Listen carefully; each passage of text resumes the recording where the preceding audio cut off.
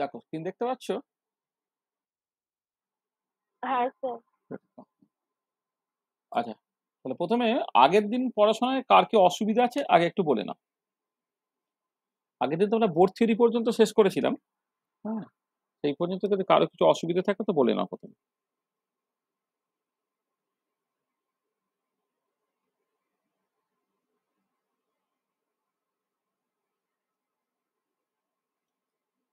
দেবলানে কিছু আটকেছে? আগের দিন পড়া দেখেছিস তো?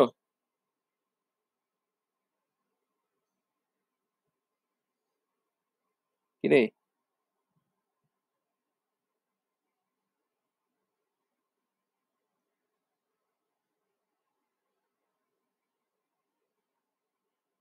শুনতে পাচ্ছিস?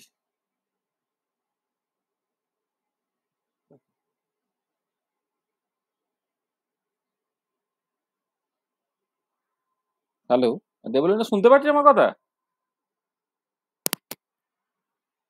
ডাকলে সঙ্গে সঙ্গে রেসপন্স করে না কেন? চল, আচ্ছা আর বলো, আর কারো কিছু মানে আগের দিন অসুবিধা আছে? তানিষ্কা?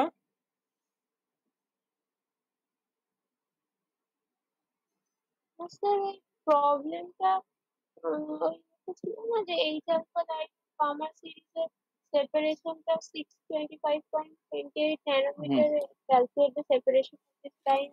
ওটা না আমি ঠিক বুঝতে পারছি না। আচ্ছা তুই এক কাজ কর, তুই ওইটা আগে ভালো করে পড়ে নে। ওই যে ফাইনাইট সাইজ এফেক্ট যেটা, ফাইনাইট মাস এফেক্ট যেটা আমি করলাম, হুম, ফাইনাইট মাস এফেক্টটাকে ভালো করে করে নে, তাহলে তুই ব্যাপারটাকে বুঝতে পারবি। হ্যাঁ, মানে ওইটা আগে দেখে নে, দেখে নিলে দেখবি বাকি পার্টটা মোটেই কঠিন কিছু হচ্ছে না। হ্যাঁ, মানে ওটা তো আমরা ধর হাইড্রোজেনের বামার সিরিজ আর হিলিয়ামের পিকারিং সিরিজ, তার জন্য আমি ওটাকে স্টাডি করেছিলাম। তারপরে হচ্ছে হাইড্রোজেন ডয়টোরিয়াম, তার জন্য আমি করেছি। তা সেইটা কিন্তু তোর মাথায় থাকে, তাহলেই তুই ব্যাপারটাকে করতে পারবি।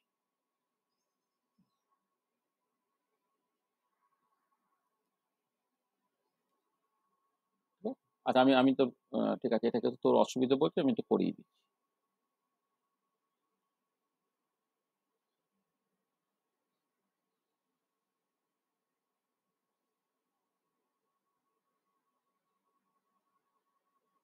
Doubt clear.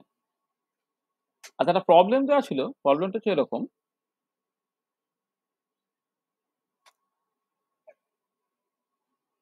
বলছে দা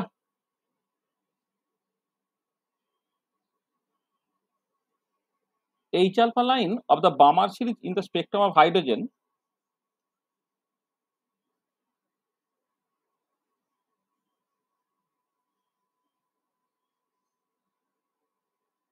in the spectrum of hydrogen occurs at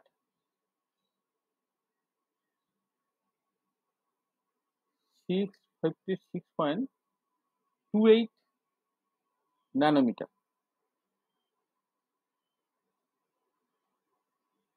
Calculate the separation of this line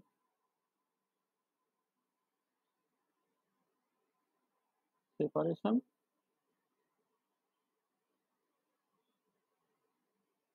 of this line in the spectrum of deuterium.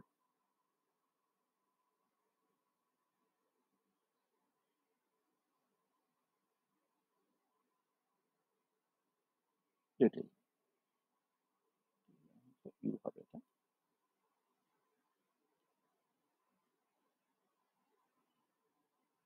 দেখ, আসলে এটা হচ্ছে তোমার এই যে প্রবলেমটা, এই প্রবলেমটা কোথাকার প্রবলেম? এই যে ফাইনাইট মাস এফেক্ট, যেটা ফাইনাইট মাস অফ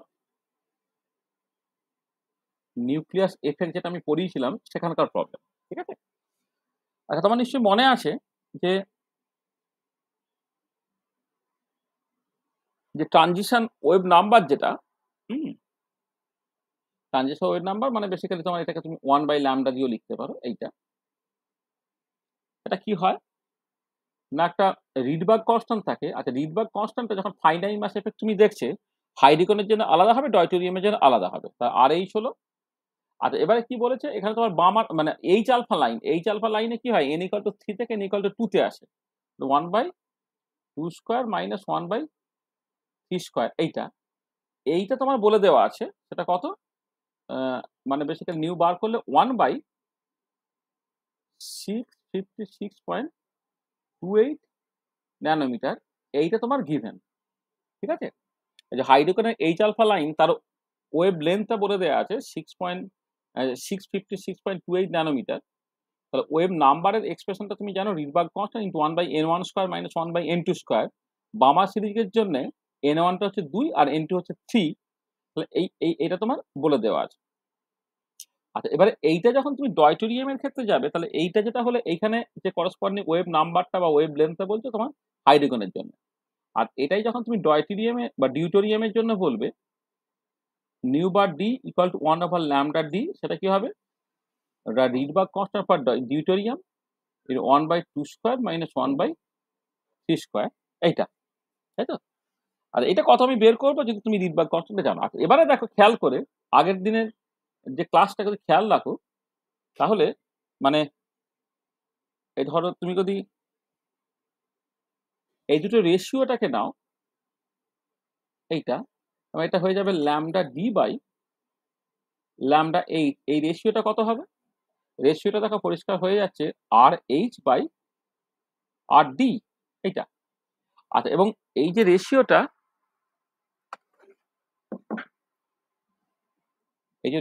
দেখো আগের দিনে যে রিডবার্গ কনস্ট্যান্টের এক্সপ্রেশন বলে দেওয়া হয়েছিল তাতে হচ্ছে একটা 1 প্লাস তোমার এটা তো করছো 1 প্লাস মানে আমি বলছি যে এমনিতে রিডবার্গ কনস্ট্যান্টটা কি হয় 1 প্লাস তোমার ওই এটা যদি এমটা যদি কমন নিয়ে নেওয়া হয় mass of the electron by mass of the nucleus into R infinity হয়, এটা হয়, তাই তো। মানে তুমি আগের দিনে দেখো আগের দিনের ক্লাসটা একটুখানি খেয়াল করো। আগের দিনের ক্লাসে তুমি যদি দেখো তাহলে তুমি যখন কোনো একটা পার্টিকুলার কেসে মানে পার্টিকুলার নিউক্লিয়াসের জন্য তুমি রিডবার্গ কনস্ট্যান্টটাকে লিখবে, সেই রিডবার্গ কনস্ট্যান্ট তুমি জাস্ট লিখতে পারো মানে এটা সরি এটা হচ্ছে এটা উপরে হবে না নিচে হবে, সরি এটা ভুল হচ্ছে।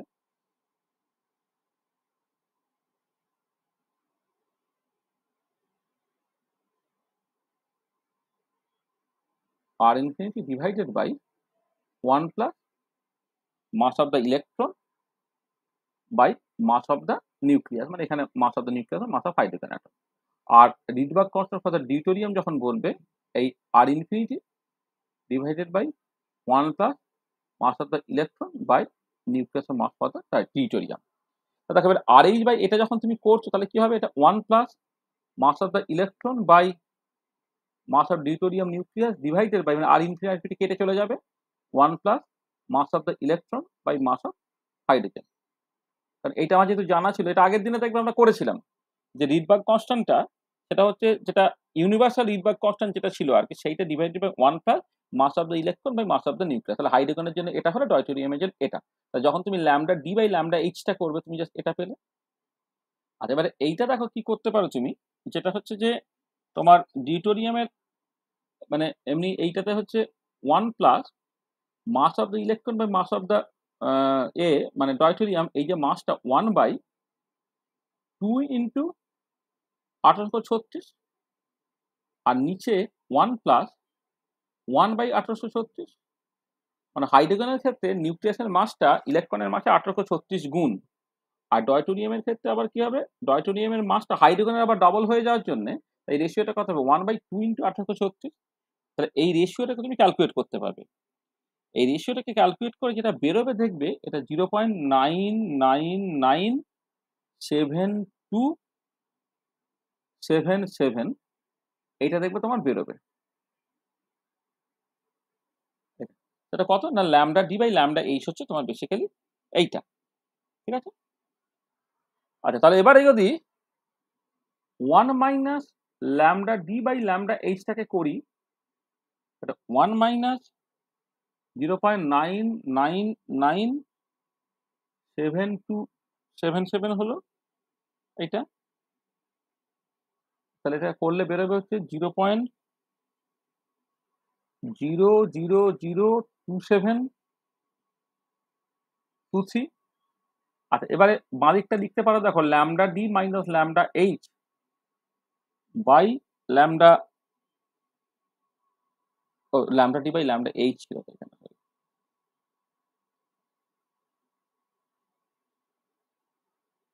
এটা যে নিচে হচ্ছে তোমার ছিল, মানে ল্যামডা এইচ ছিল। তাহলে কি হচ্ছে না, lambda H minus lambda D by lambda H, এটা হচ্ছে 0.00022723। তাহলে দেখো এই ডেল্টা ল্যামডা, যেটা basically lambda H minus lambda D, সেটা তোমাকে বের করতে বলেছে।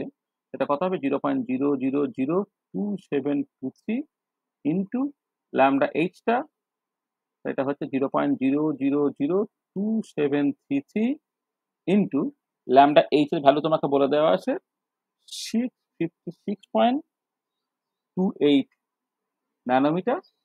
এটা ক্যালকুলেশন করলে যেটা বেরোবে সেটা হচ্ছে 0.179 ন্যানোমিটার।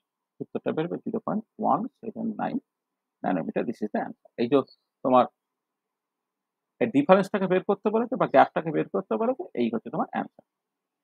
ঠিক আছে, calculate the separation of this line in the spectrum of deuterium. বুঝতে পারলে প্রবলেমটা কেমন করে হলো? ঠিক আছে তো? স্যার আমি আসলে lambda D by lambda H অব্দি বার করেছিলাম, তারপরে বুঝতে হ্যাঁ, তারপরে ওই যে ডিফারেন্সটা বলেছে, ডেল্টা ল্যামডাটাকে বের করতে বলেছে।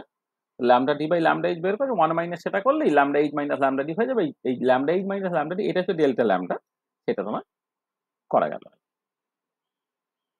ঠিক আছে, মানে আসলে এটা ওই ওই যে উডের যে এক্সপেরিমেন্টটা, তার উপরে মোটিভেটেড হয়ে প্রবলেমটাকে দেওয়া। ওখানে বলা হয়েছিল না যে যখন হাইড্রোজেনের স্পেকট্রাম দেখা যাচ্ছে, করা হচ্ছে, তখন দেখতে পাওয়া যাচ্ছে প্রত্যেকটা হাইড্রোজেন স্পেকট্রামে যেখানে যেখানে ওয়েভলেন্থ গুলো তুমি পেয়েছিলে, তার থেকে সামান্য সামান্য শর্টার ওয়েভলেন্থে তুমি আরেকটা করে লাইন পাচ্ছ। তাহলে এবারে ওই ওই যে দুটো লাইনের মধ্যে ডিফারেন্সটা, সেই ডিফারেন্সটা একটা ইম্পর্টেন্ট, সেখান থেকেই তোমার ডয়টেরিয়ামটা আবিষ্কার হয়েছিল। তো সেই ডিফারেন্সটা এইচ আলফা লাইনের ক্ষেত্রে তুমি দেখো, তুমি ঘুরিয়ে বের করতে পারো 0.179 ন্যানোমিটার। আমি যখন ডয়টেনিয়ামের মাসটাকে বের করেছিলাম, তখন এটাকে উল্টো দিক দিয়ে করেছিলাম, মানে সেপারেশনটা বলে দেওয়া আছে, সেখান থেকে মাসটাকে বের করেছিলাম। এখন ধরো মাসটা তুমি জানো, সেখান থেকে তুমি সেপারেশনটাকে বের করো, তাহলে এরকম ভাবে তোমার বের। ঠিক আছে, আর কারো অসুবিধা আছে?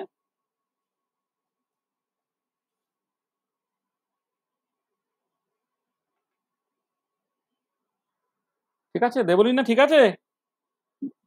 না স্যার। তোকে তখন ডাকছিলাম বারবার করে, কোথায় ছিলি? ঘুম থেকে উঠে ব্রাশ করতে স্যার গেলে? আমি না স্যার, কিছু শুনতে পাচ্ছি না। শুনতে পাচ্ছিলাম। চলো এবার তাহলে আমরা শুরু করি। তাহলে আজকে আমাদের যেটা আলোচনা, তোমরা ইন্টারাক্ট করবে, কারো যদি কোনো অসুবিধা হয় আমায় বলবে। মানে আমি বোর্ড থিওরি পর্যন্ত যে 3টে ক্লাস নিয়েছি, সেই 3টে ক্লাসের লেকচার ভিডিওটা আবার একটু ফাস্ট করে শুনে নাও, তার পিডিএফটাকে দেখো, দেখে যদি কোথাও কিছু প্রবলেম থাকে আমায় বলো। তাহলে ওইখান থেকে আমরা যখন 10 ইয়ার্সের প্রবলেম করাবো, তখন দেখবি বোর্ড থিওরি থেকে তুমি অনেক প্রবলেম, প্রচুর প্রবলেমস পাবে। আমি কোন কোন ফর্মালাগুলো অ্যাকচুয়ালি ইউজফুল হবে, সেগুলো আমি খুব ভালো করে আলোচনা করেছিলাম। এবারে অ্যাকচুয়ালি ইয়ারে যে ধরনের প্রবলেমগুলোকে পড়েছে, সেই প্রবলেমগুলো যখন হ্যান্ডেল করবো বা ট্যাকেল করবো, দেখবে একদমই ব্যাপারগুলো সহজ, কোনো কঠিন ব্যাপারটা নেই। আর আজকে আমাদের টোটাল আলোচনাটা হবে সমারফিল্ড থিওরি।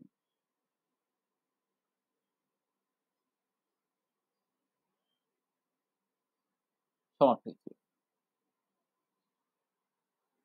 আচ্ছা, সমারফিল্ড থিওরিতে যাওয়ার আগে তুমি যে বোর্ড থিওরির যে লিমিটেশন গুলো দেখেছিলে, সেইটা একটু খালি ভালো করে খেয়াল করো। এখন আবার কে জয়েন করতে চাইছে?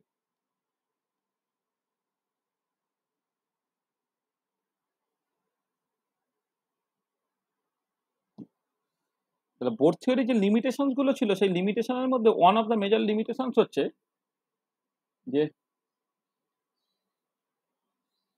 One of the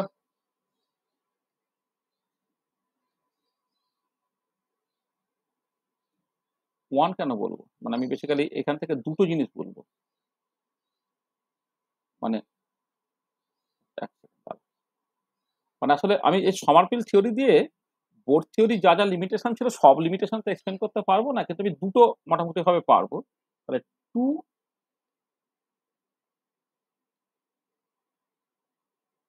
limitations of Bohr's theory.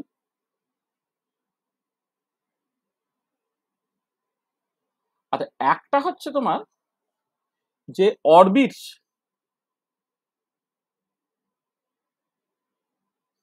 R in general elliptical, এটা, but in Bohr theory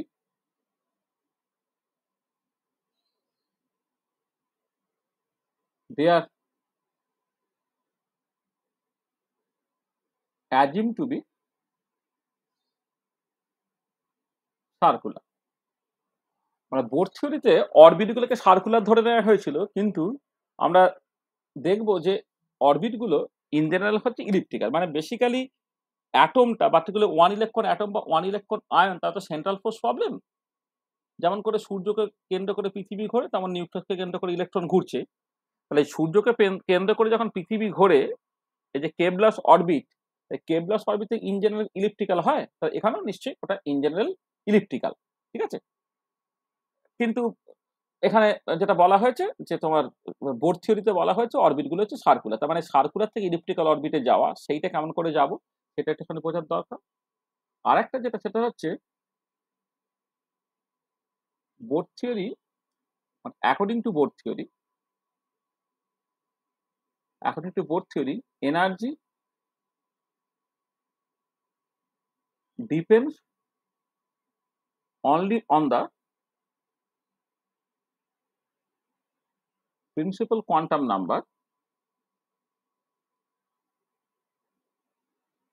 number n, এটা। Hence this cannot explain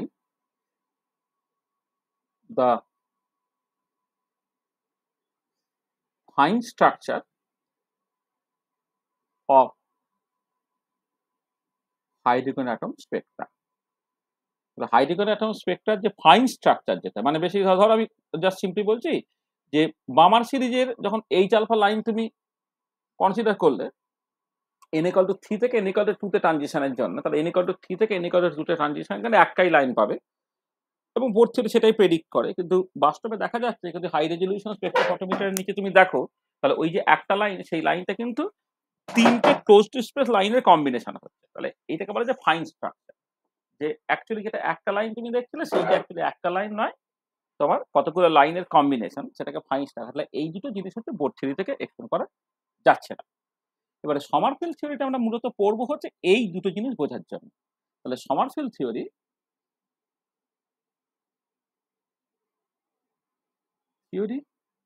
can resolve these two limitation. এই দুটো লিমিটেশন কিন্তু সমারফেল্ড থিওরি থেকে জাস্ট করতে পারা যাবে। আচ্ছা আচ্ছা, এইখানে একটা জিনিস আমি বলি, সেটা হচ্ছে যে এই যে মানে একটু যারা পরে এসছে পার্টিকুলার তাদের জন্য, যখন আমি এখানে বলছি যে orbits are in general elliptical, সেটা কিসের বেসিসে বলছি এটা একটুখানি বলে নিই। যে for central force problem,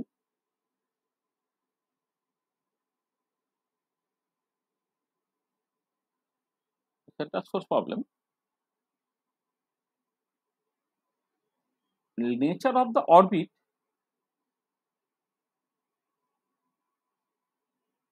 depends on the sign of energy, মানে যে পার্টিকেলটা তুমি কনসিডার করছো, তার নিউক্লিয়াসকে কেন্দ্র করে ইলেকট্রন ঘুরছে, সেই ইলেকট্রনের যে এনার্জিটা, বা সূর্যকে কেন্দ্র করে পৃথিবী ঘুরছে, সেই পৃথিবীর যে এনার্জিটা, সেই এনার্জিটা পজিটিভ না নেগেটিভ না জিরো, তার উপরে নির্ভর করে কিন্তু ডিফারেন্ট টাইপস অফ অরবিট তুমি পেতে পারো। তাহলে for central force problem, nature of orbit বা নেচার অফ ট্র্যাজেক্টরি যাই বলো না কেন, depends on the sign of, একটা অরবিট বললে জিনিসটা ভুল হবে, নেচার অফ ট্র্যাজেক্টরি বলা ভালো। সবসময় যে ওটা পিরিয়ডিক হলে তবে তো অরবিট, এটা সবসময় নাও হতে পারে। নেচার অফ ট্র্যাজেক্টরি, তার মুভমেন্টটা কেমন হবে আর কি, nature of trajectory depends on the sign of energy. আচ্ছা, কেমন করে? ধরো যদি এনার্জিটা ধরো গ্রেটার দ্যান জিরো, তিনটে কেস, কেস ওয়ানে ধরে নাও এনার্জিটা তোমার গ্রেটার দ্যান জিরো। তাহলে এনার্জি যদি গ্রেটার দ্যান জিরো হয় তাহলে তার ক্ষেত্রে হবে ট্র্যাজেক্টরিটা ইজ হাইপারবোলিক। ট্র্যাজেক্টরিগুলো তোমার হাইপারবোলিক হবে। হ্যাঁ, যেমন ধরো এক্সাম্পল হিসেবে তুমি আলফা স্ক্যাটারিংটা দেখো, আলফা স্ক্যাটারিং সেখানে তুমি দেখবে ট্র্যাজেক্টরিটা হচ্ছে তোমার হাইপারবোলিক। মানে ব্যাপারটা এরকম হয়, ধরো মনে পড়ছে কিনা দেখবে যে এই ধরো তোমার একটা নিউক্লিয়াস আছে, এই হচ্ছে নিউক্লিয়াস আছে, এবারে এখান থেকে একটা হাতে এ এলো, আলফা পার্টিকেল আসছে, সে কি করছে না এইখান থেকে এইরকম ভাবে চলে যাচ্ছে, আট আলফা পার্টিকেল এদিকে এলো, এইখান থেকে এইরকম ভাবে চলে যাচ্ছে। এটা এখানে তোমার নিউক্লিয়াস আছে, মানে নিউক্লিয়াসকে কেন্দ্র করে দেখো একটা জায়গা পাচ্ছ তুমি, একটা জায়গা পাচ্ছ, এর মধ্যে কিন্তু অ্যাকচুয়ালি সে ঢুকছে না। এই যে ট্র্যাজেক্টরি গুলো, এগুলো দেখো মানে হাইপারবোলিক, এটা হচ্ছে হাইপারবোলিক ট্র্যাজেক্টরি। আলফা স্ক্যাটারিং এর ক্ষেত্রে এরকম তুমি বুঝতে পারবে হাইপারবোলিক ট্র্যাজেক্টরি। এটা কিন্তু কখনোই ক্লোজ হচ্ছে না, এটা হচ্ছে hyperbolic trajectory, not closed and periodic. এটা পিরিয়ডিকও নয় আর ক্লোজও নয়, মানে একই পাথ বারবার বারবার ঘুরছে, হ্যাঁ, বা একটা ছোট জায়গার মধ্যে সে ঘুরে বেড়াচ্ছে, এটা কিন্তু হচ্ছে না, এটা ক্লোজডও না পিরিয়ডিকও না। এটা আচ্ছা, এবারে যদি এনার্জিটা জিরো হয়ে যায় কেস টুতে, এনার্জিটা যদি জিরো হয়ে যায় তখন ট্র্যাজেক্টরি ইজ প্যারাবোলিক। ব্যাপারটা কিরকম, ধরো এ একটা জিনিস তো, মানে তোমার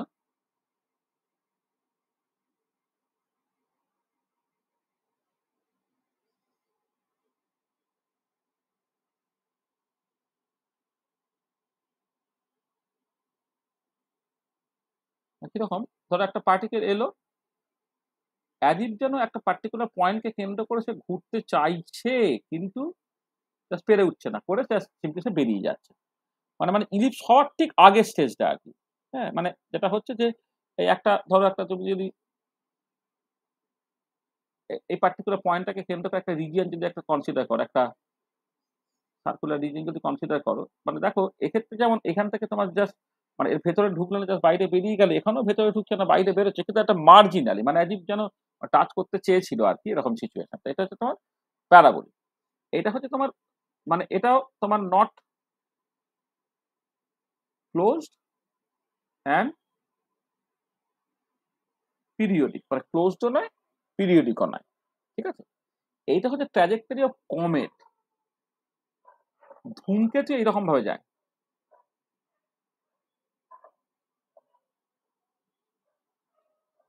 ধূমকেতুর যে মোশনটা সেটা হচ্ছে এরকম।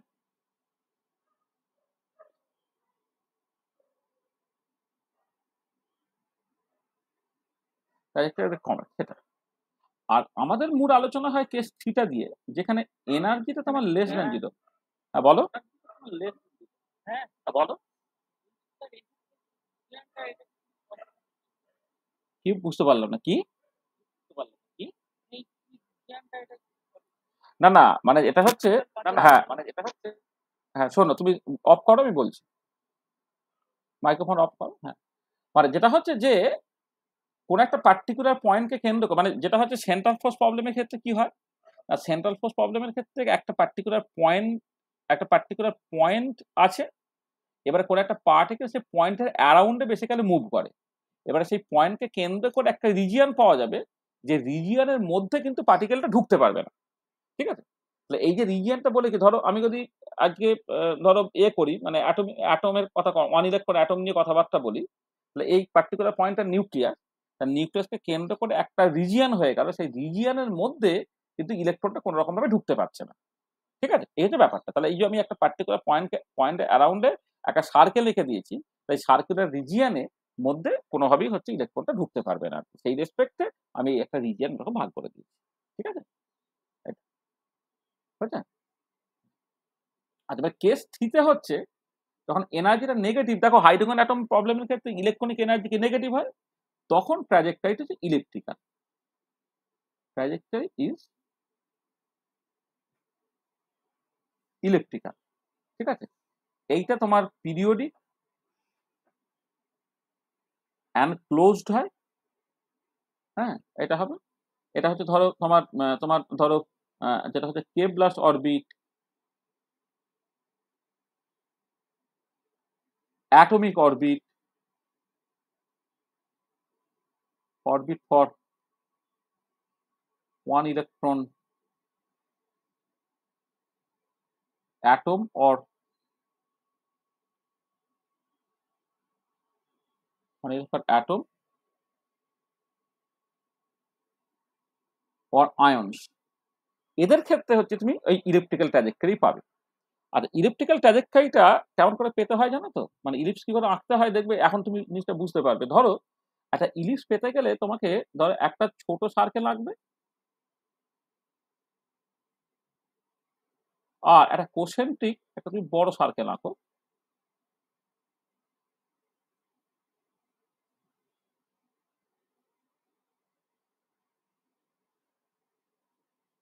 একটা ছোট সার্কেল আঁকলে বড় সার্কেল আলাম, এই ভেতরে ধরো তোমার নিউক্লিয়াস আছে। ঠিক আছে, আচ্ছা এবারে এক্ষেত্রে ট্র্যাজেক্টরিটা কেমন হয় জানো তো, যেটা হলো যে এই এই ছোট সার্কেলের ভেতরে ঢুকবে না আর বড় সার্কেলের বাইরে বেরোবে না। তার মানে ধরো তুমি যদি এই ছোট সার্কেলের ভেতরে ঢুকবে না আর বড় সার্কেলের বাইরে বেরোবে না যদি তুমি দেখো, তাহলে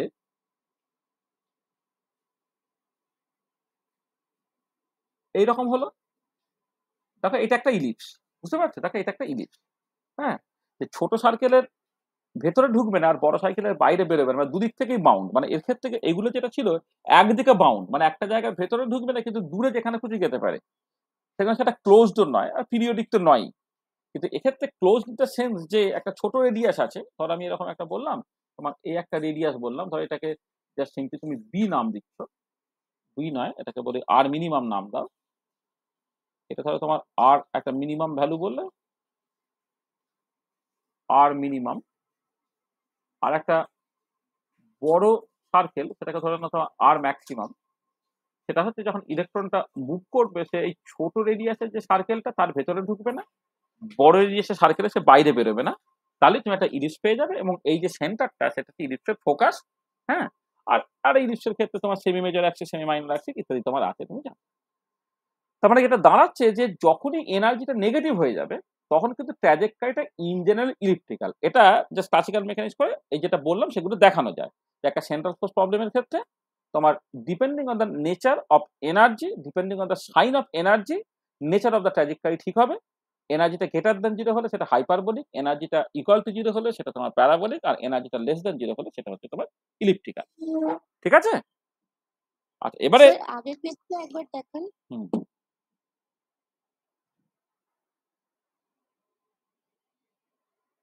ঠিক আছে স্যার। ঠিক আছে, হুম, আচ্ছা তো দেখো তাহলে যেটা হচ্ছে যে যে যেটা বলছিলাম যে তোমার দেখতে পাচ্ছ যে এনার্জিটা যখন নেগেটিভ, যেমন আমি 1 ইলেকট্রন অ্যাটমের ক্ষেত্রে দেখেছি যে এনার্জিটা তোমার নেগেটিভ, তাহলে এনার্জি নেগেটিভ হলে ওটা ইলিপ্টিক্যাল হবে। তাহলে দেখো আমার ক্লাসিক্যাল মেকানিক্স আমায় বলছে যে orbits are in general elliptical, কিন্তু বোর থিওরিতে কি বলা হয়েছে, ওটা সার্কেল বলা হচ্ছে। মানে বোর থিওরির ক্ষেত্রে একটা স্পেশাল ক্ষেত্রে আর মিনিমাম আর ম্যাক্সিমাম সমান করে দিয়েছে। আর মিনিমাম এবং আর ম্যাক্সিমাম যদি সমান করে হয় তাহলে সেটা সাডেনলি একটা তোমার সার্কেল দিয়ে দেবে। তোমার সার্কেলটাকে তুমি জাস্ট সেই সেন্সে বলতে পারো ইট is a special case of ellipse. Circle is a special case of ellipse. তাহলে অরবিট গুলো ইন জেনারেল ইলিপ্টিক্যাল, কিন্তু বোর থিওরিতে শুধুমাত্র সার্কুলার অরবিটের কথাই বলা হয়েছে। তাহলে এবারে কথাটা হচ্ছে যে যদি ইন জেনারেল ইলিপ্টিক্যাল তাহলে ইলিপ্টিক্যাল অরবিটটা তুমি কি করে পেতে পারো, আর সেটাকেই পেতে হবে তোমার সমারফিল্ড থিওরি থেকে।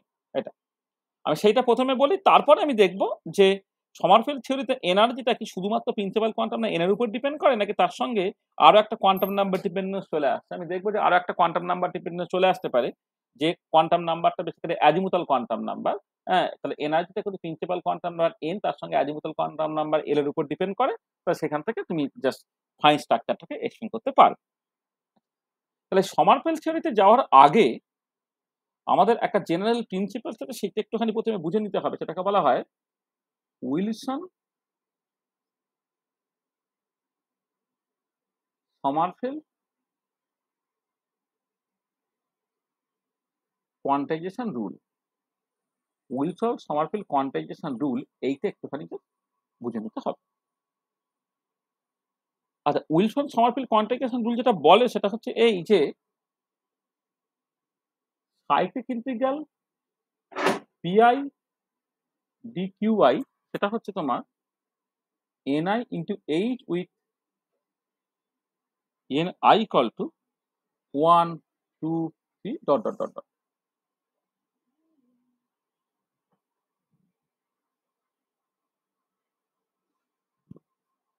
ni টা হচ্ছে 1 2 3 ডট ডট ডট। তাহলে এইটা হচ্ছে মানে কার জন্য, ফরে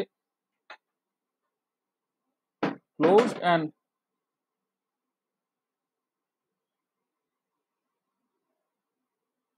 periodic orbits cyclic integral P I D Q I equal to ni into H. আর এখানে প্রত্যেকটা টার্মের মানে বলে দিতে হবে। দেখো, যেখানে কিউআই টা হচ্ছে একটা জেনারেলাইজড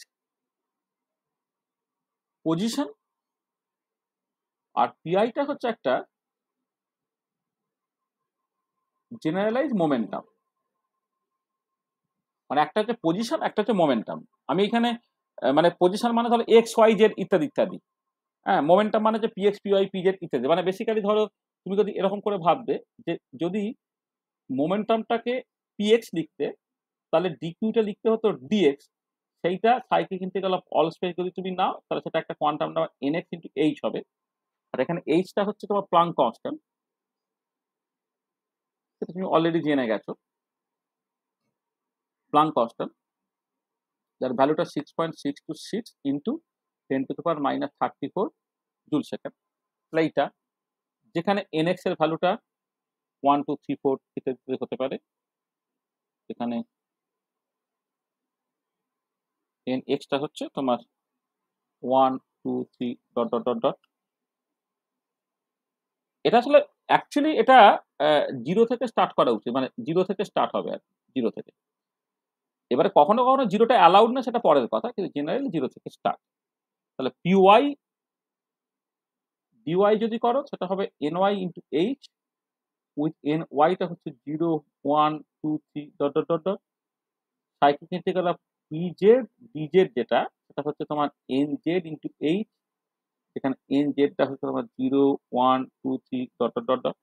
তার মানে যেটা হচ্ছে যে এই যে দেখো এখানে এক্স ওয়াই জেড, তার বদলে এখানে কিউআই লেখা ছিল, সেগুলো জেনারেলি পজিশন কোঅর্ডিনেট রিপ্রেজেন্ট করছে। পিএক্স পিওয়াই পিজেড তারা হচ্ছে মোমেন্টাম কোঅর্ডিনেট রিপ্রেজেন্ট করছে। এছাড়া হতে পারে ধরো যদি তোমার radial part of linear momentum পিআরটা হয়, তাহলে পিআর ডিআর সাইক্লিক ইন্টিগ্রাল যদি তুমি করো, তাহলে এনআর ইন্টু এইচ তুমি লিখতে পারবে উইথ এনআর ইকুয়াল টু 0 1 2 3 ইত্যাদি ইত্যাদি। আচ্ছা, যদি তোমার ধরো ফাই কম্পোনেন্ট পিফাই ডিফাইটাকে করো, বা পিথিটা ডিথিটা, পিফাই ডিফাইও বলতে পারো বা পিথিটা ডিথিটাও বলতে পারো, তা খুশি। থিটা কম্পোনেন্ট যেটা পিথিটা ডিথিটা মানে পোলার কোঅর্ডিনেট সিস্টেম, আর পিথিটা ডিথিটা সাইক্লিক ইন্টিগ্রাল যদি করো, তাহলে এটা এন থিটা ইন্টু এইচ হবে, যেখানে এন থিটাটা আবার সেই 0 1 2 3 ইত্যাদি ইত্যাদি। আর যদি তোমার অ্যাঙ্গুলার মোমেন্টাম এল হয় আর অ্যাঙ্গুলার পজিশনটা ফাই হয়, তাহলে cyclic integral L D phi, সেটা হচ্ছে ধরো এন ফাই ইন্টু এইচ হলো with N phi equal to 0 1 2 3 and so on. তার মানে এটা দাঁড়াচ্ছে, দেখো এই যে মূল যে ইকুয়েশনটা উইলসন সমারফিল্ড কোয়ান্টাইজেশন রুলের, এই যে মেন ইকুয়েশনটা, সেখানে কিন্তু তোমার একটা পজিশন কোঅর্ডিনেট আছে, একটা মোমেন্টাম কোঅর্ডিনেট আছে। আচ্ছা, এবারে এই যে এইখানে দেখো এক্স থাকলে পিএক্স লিখছি, ওয়াই থাকলে পিওয়াই লিখছি, জেড থেকে পিজেড লিখছি। কারণ এক্স লাগলে কিন্তু এখানে পিওয়াই লেখা যাবে না, বা ওয়াই থাকলে এখানে পি এক্স বা পিজেড লেখা যাবে না। তার মানে যেটা ইম্পর্টেন্ট যে এই যে QI and PI must be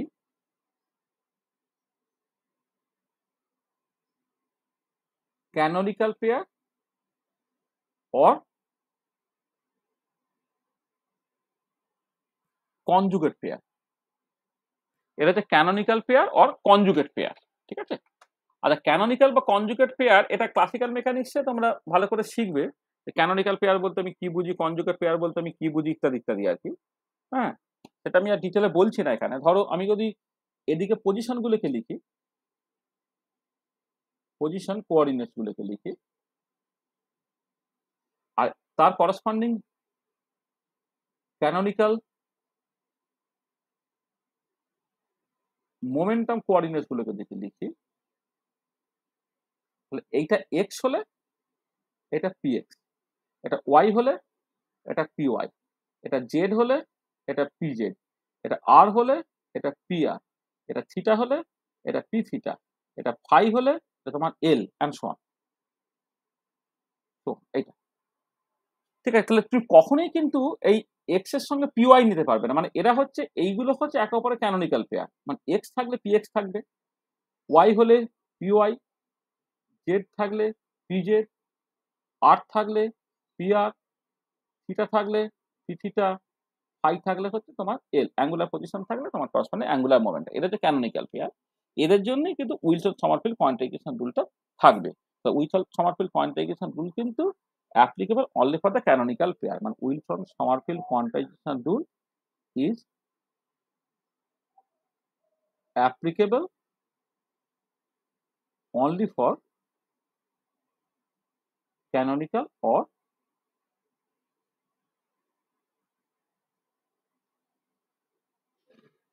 conjugate pairs। ঠিক আছে,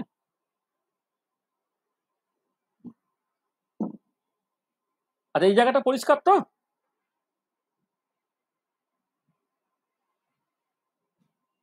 ঠিক আছে, আচ্ছা একটা জিনিস দেখো, এই যে উইলসন সমারফিল্ড কোয়ান্টাইজেশন রুলটা তুমি করলে তার গ্রাফিক্যাল রিপ্রেজেন্টেশনটা একটুখানি দেখা যাক।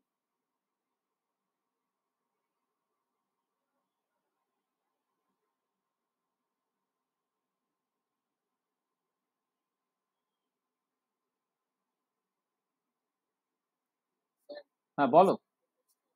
হ্যাঁ, graphical representation of Wilson Sommerfeld quantization rule.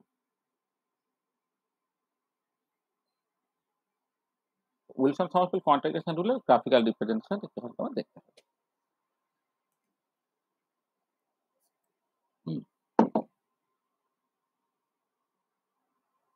গ্রাফিক্যালের থেকে বলা ভালো এটাকে, গ্রাফিক্যাল কথাটা ঠিক ঠিক শুনতে লাগবে না, এটা বলা ভালো জিওমেট্রিক্যাল।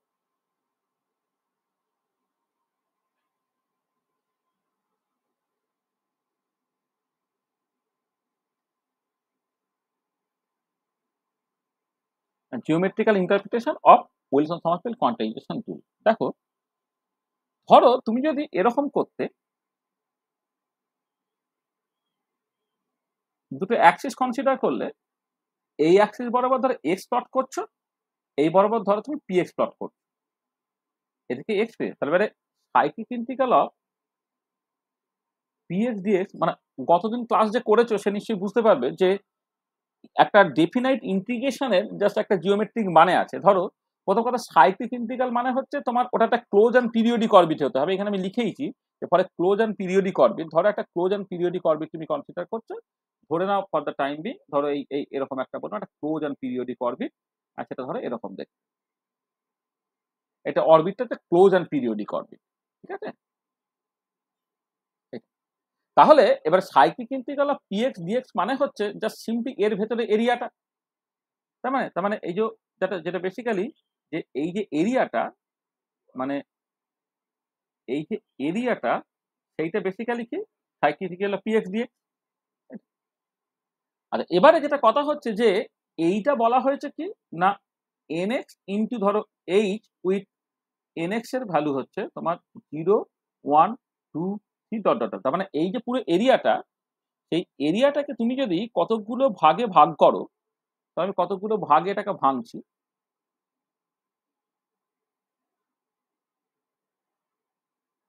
ধরো তোমার এটা কতগুলো ভাগে ভাঙলাম,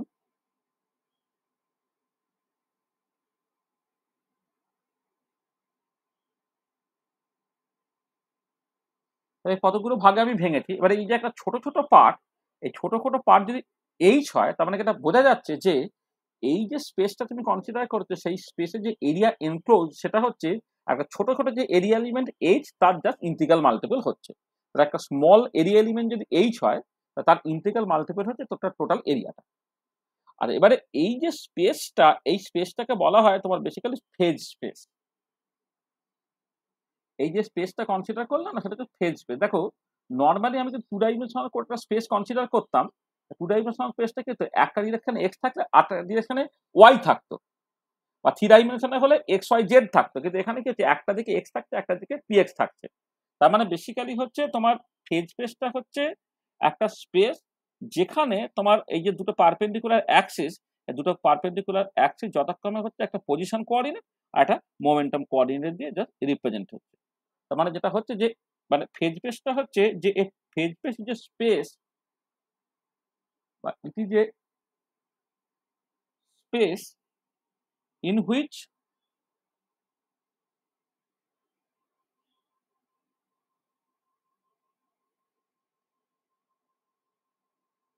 in which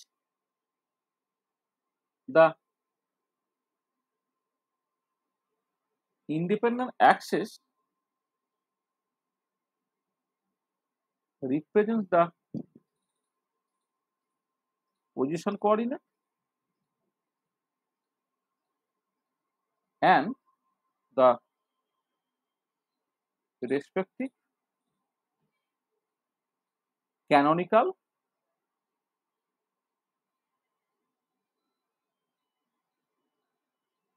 momentum coordinate। তাহলে আমরা নর্মালি যদি মানে ইউক্লিডিয়ান স্পেস যেটাকে বলা হয়, ইউক্লিডিয়ান স্পেসে একটা দিকে এক্স লিখি আর একটা দিকে ওয়াই লিখি, হ্যাঁ। আর যদি একটা দিকে এক্স আর একটা দিকে তার ক্যানোনিক্যাল মোমেন্টটা পি এক্সটাকে লেখা হয়, তাহলে যে স্পেসটা তৈরি হয় সেটা বেসিক্যালি তোমার ফেজ স্পেস। তাহলে ইট is A space in which the independent axis represents the position coordinate and the respective canonical momentum coordinate। ঠিক আছে, একদিকে x থাকলে একদিকে px থাকবে। আচ্ছা, এবারে any point in this space তাকে বলে ফেজ পয়েন্ট। তাহলে ফেজ পয়েন্টটা হচ্ছে তোমার, ফেজ পয়েন্ট হচ্ছে any point in the phase space is called a phase point। না, any point in the phase space is called the phase point। আর একটা হচ্ছে তোমার phase space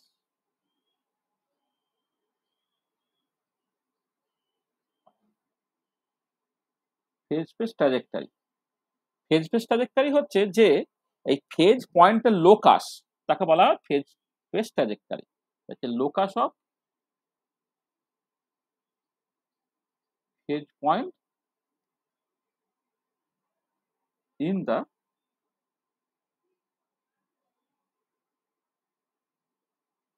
phase space is called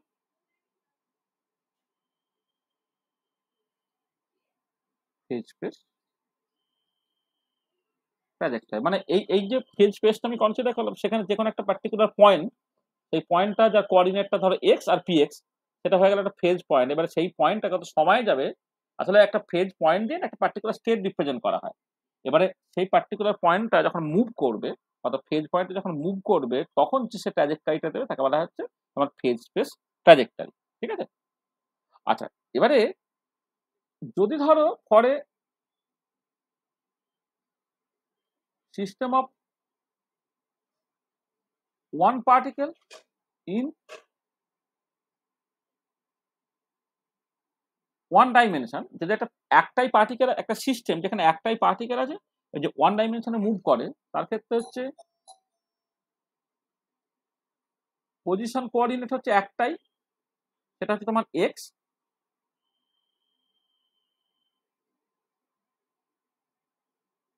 momentum coordinate একটাই, সেটা হচ্ছে তোমার P X. তাহলে একটাই পজিশন কোঅর্ডিনেট, একটাই মোমেন্টাম কোঅর্ডিনেট। সেখানে ফেজ স্পেসটা হবে, phase space is two dimensional, এটা। আচ্ছা, এবারে যদি এমন হতো যে for a system of one particle in three ডাইমেনশনে থাকতো, একটা পার্টিকেল যে থ্রি ডাইমেনশনে মুভ করে, তার জন্য পজিশন কোঅর্ডিনেটটা হচ্ছে তোমার এক্স ওয়াই জেড তিনটে, মোমেন্টাম কোঅর্ডিনেটস তারা পিএক্স পিওয়াই পিজেড। তাহলে ফেজ স্পেসটা হবে ফেজ স্পেস ইজ 6 ডাইমেনশনাল। তিনটে পজিশন কোঅর্ডিনেট তিনটে মোমেন্টাম কোঅর্ডিনেট হলে ফেজ স্পেসটা হচ্ছে তোমার 6 ডাইমেনশনাল এইটা। এবং পরিষ্কার বুঝতে পারছো এটা কিন্তু তুমি সবসময় ভিজুয়ালাইজ করতে পারবে সেরকম নয়, তুমি ম্যাক্সিমাম 3 ডাইমেনশন পর্যন্ত ভিজুয়ালাইজ করতে পারো। এটা বেসিক্যালি 6 ডাইমেনশনাল স্পেস, এগুলো সব অ্যাবস্ট্রাক্ট স্পেস বা হাইপোথেটিক্যাল স্পেস। হ্যাঁ, এই যে এই যে বলেছে ইট is A space, it is a hypothetical space কিন্তু। হ্যাঁ, এটা তুমি জাস্ট যেরকম ভাবে তোমার চারপাশে দেখতে অভ্যস্ত এরকম কিন্তু না, এটা যে হাইপোথেটিক্যাল স্পেস। হ্যাঁ, তাহলে এটা দেখো 6 ডাইমেনশন একটা হাইপোথেটিক্যাল স্পেস। তাহলে এই ওয়ান পার্টিকেল যদি 3 ডাইমেনশনে মুভ করে তা ফেজ স্পেস 6 ডাইমেনশনাল, একে বলা হয় কল দা, একে মিউ স্পেস বলা হয়, মিউ স্পেস বলা হয়। আচ্ছা, এবারে ফাইনালি ধরো পরে system of n particle in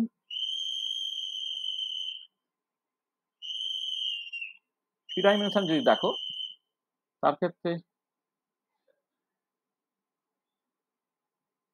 position coordinate ধরো তুমি প্রত্যেকটা পার্টিকেলের জন্য তাহলে x one y one z one এটা প্রথম পার্টিকেলটার জন্য, x two y two z two তারপরেরটার জন্য, তেমন করে x n y n z n, এইটা তোমার এই টোটাল সংখ্যাটা হবে কত 3n-টা। মানে এক একটা পার্টিকেলের তিনটে করে পজিশন করে তো 3n-টা। ঠিক একই রকম ভাবে ধরো p x one p y one p z one এটা প্রথম পার্টিকেলটার জন্য, p x two p y two p z two সেকেন্ডটার জন্য, p x n p y n p z n এটা হচ্ছে এন এর জন্য। তাহলে এরকমও হবে তোমার 3n-টা। এক্ষেত্রে ফেজ স্পেসটা কত হবে? Phase space is 6n dimensional. আর 3n-টা পজিশন কোঅর্ডিনেট 3n-টা মোমেন্টাম কোঅর্ডিনেট, ওটা 6n-টা কোঅর্ডিনেটস হয়ে গেল, তার ফেজ স্পেস 6n ডাইমেনশনাল। এইটাকে বলা হয় call the gamma space, gamma space বলা হয়। তাহলে মিউ স্পেস গামা স্পেস এগুলো দেখবে। তো দেখো আমি ফেজ স্পেস জিনিসটা কি বললাম, যে তোমার এমন একটা স্পেস যেখানে একটা ডিরেকশন বরাবর তুমি পজিশন এক্স লিখবে আর একটা ডিরেকশন বরাবর তুমি মোমেন্টাম পিএক্স লিখবে। সেই স্পেসে যে কোনো একটা পয়েন্টকে বলা হবে ফেজ পয়েন্ট। আর সেই পয়েন্টটা যে মুভ করছে তার যে ট্র্যাজেক্টরিটা বা তার যে লোকাসটা তাকে বলা হবে ফেজ স্পেস ট্র্যাজেক্টরি। এবার depending on the particular type of system, যে কটা পার্টিকেল আছে এবং কত ডাইমেনশন আর কি, সেই মতো করে তোমার বিভিন্ন রকম ফেজ স্পেস হতে পারে। পরে পরে system of one particle in 1 dimensional, phase space 2 dimensional, পরে one particle 3 dimensional, phase space 6 dimensional, যাকে বলা হচ্ছে তোমার মিউ স্পেস। আর একটা এন পার্টিকেল যদি 3 ডাইমেনশনে মুভ করে তাহলে তোমার 3n-টা পজিশন কোঅর্ডিনেট 3n-টা মোমেন্টাম কোঅর্ডিনেট থাকছে, আর ফেজ স্পেস 6n ডাইমেনশন, তাকে বলা হচ্ছে তোমার গামা স্পেস। ঠিক আছে, হলো? বুঝতে পেরেছো এই জায়গাটা? তো স্যার ওটা কল দা ফ্রি স্পেস লেখো, কোনটা? এই লাস্টের লাস্ট লাইনে গামা গামা স্পেস। হ্যাঁ, the space is 6n dimensional call the, একেবারে গামা, এটা ক্যাপিটাল গামাকে এইভাবে লিখতে হয়। ঠিক আছে, গামা ফাংশন আগের দিনই তো বলছিলাম মনে হয় যখন ওই তোমাদের কি তো বললাম অ্যাভারেজ লাইফ টাইম যখন বের করলাম তখন দেখালাম না কালকে, কাদেরকে দেখালাম না, তোমাদের কি দেখিয়েছিলাম না কাদের দেখালাম?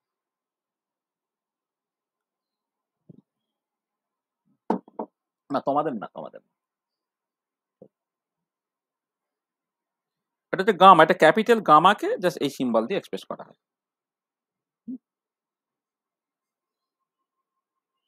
ঠিক আছে,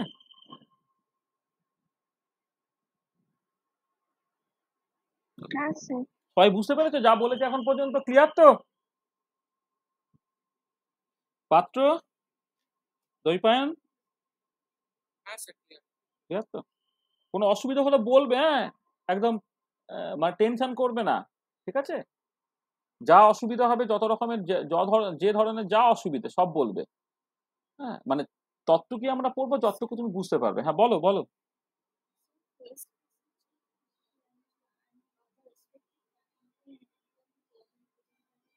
হ্যাঁ, এই যে যেটা বলছিলাম যে তোমার দেখো, তুমি এমনিতে ছবি আঁকলে কি হয়, টু ডাইমেনশনে কোনো একটা ছবি আঁকলে একটা ডিরেকশনে এক্স লেখো আর একটা ডিরেকশনে ওয়াই লেখো। তার বদলে এখানে আমি কি লিখেছি, একটা ডিরেকশনে এক্স লিখেছি, একটা ডিরেকশনে পিএক্স লিখেছি। এক্সটা হচ্ছে পজিশন, পিএক্সটা কি মোমেন্টাম, তাই তো? হয়েছে? তাহলে এবারে দেখো, এক্স যদি পজিশন হয় তার ক্যানোনিক্যাল মোমেন্টামটা কত, পিএক্স। তাহলে এই জন্য একটা ডিরেকশনে এক্স থাকবে, একটা ডিরেকশনে পিএক্স থাকবে। সেটাই বলেছি যে যেখানে মানে it is a hypothetical space in which the independent axis, এই যে এক্স অ্যাক্সিস আর y axis represent the position coordinate, একটা দিকে position coordinate and the respective canonical momentum coordinate. তাহলে এক্স এর করসপন্ডিং ক্যানোনিক্যাল মোমেন্টামটা কিন্তু পিএক্স, একটা অ্যাক্সিস বরাবর আমি এক্স লিখছি, একটা অ্যাক্সিস বরাবর পিএক্স লিখছি। ঠিক আছে? আচ্ছা, আচ্ছা, আচ্ছা। এবারে দেখো, আমাদের অ্যাকচুয়ালি যখন তুমি সমারফিল্ড থিওরিতে যাচ্ছ, আমি প্রথম যেটা আলোচনা করব সেটা হচ্ছে নন রিলেটিভিস্টিক সমারফিল্ড থিওরি। মানে আমি উইলসন সমারফিল্ড কোয়ান্টিফিকেশনালটাকে ব্যবহার করব তোমার ওই সমারফিল্ড থিওরিতে আর কি। তাহলে আমরা প্রথমে আলোচনা করব নন রিলেটিভিস্টিক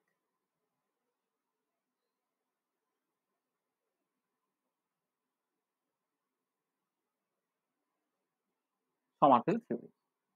নন রিলেটিভিস্টিক এই কথাটার মানে তোমার কাছে পরিষ্কার হবে যে নন রিলেটিভিস্টিক যখন হবে যে পার্টিকেল মানে ইলেকট্রনটা যে স্পিডে মুভ করছে সেইটা লাইট স্পিডের থেকে অনেক অনেক কম ধরে নেব, এবং তার জন্য মাসটাকে ইন্ডিপেন্ডেন্ট অফ স্পিড ধরে নেব।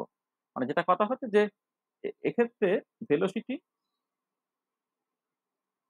বা স্পিড বললেও হবে, এক্ষেত্রে হচ্ছে ধরো speed of the electron,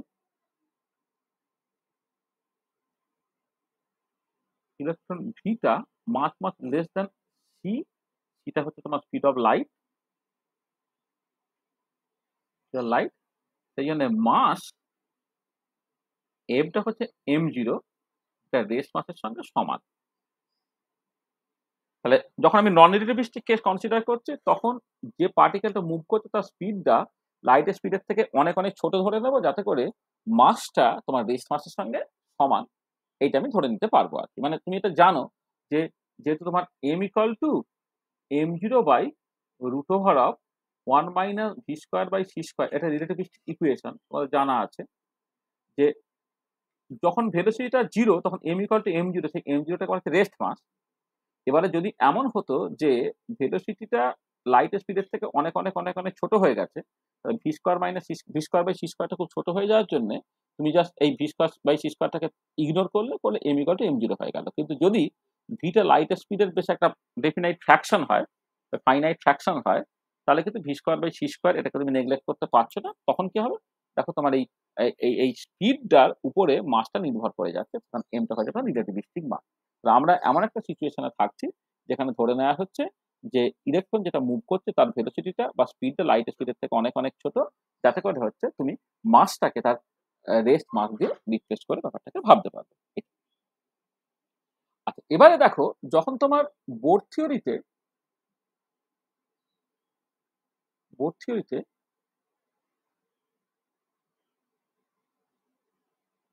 circular orbit যখন তুমি ভাবছো, সেখানে তো ইলেকট্রনটা এখন সার্কুলার অরবিটে মুভ করছে, মানেটা কি?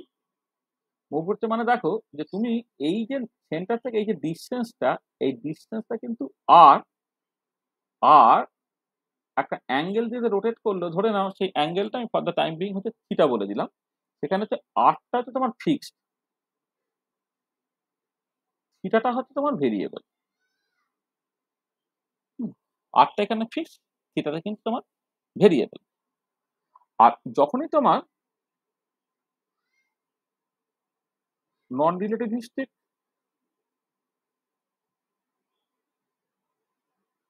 সমারফেল্ড থিওরিতে আসবো, তখন তোমার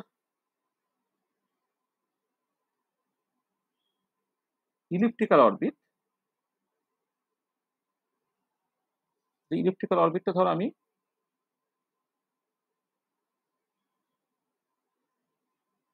এ ধরো করে আঁকলাম। এইটা হচ্ছে আমার ফোকাস, মানে এখানে যেমন কেন্দ্রে নিউক্লিয়াসটা আছে, এখানে তোমার নিউক্লিয়াসটা আছে।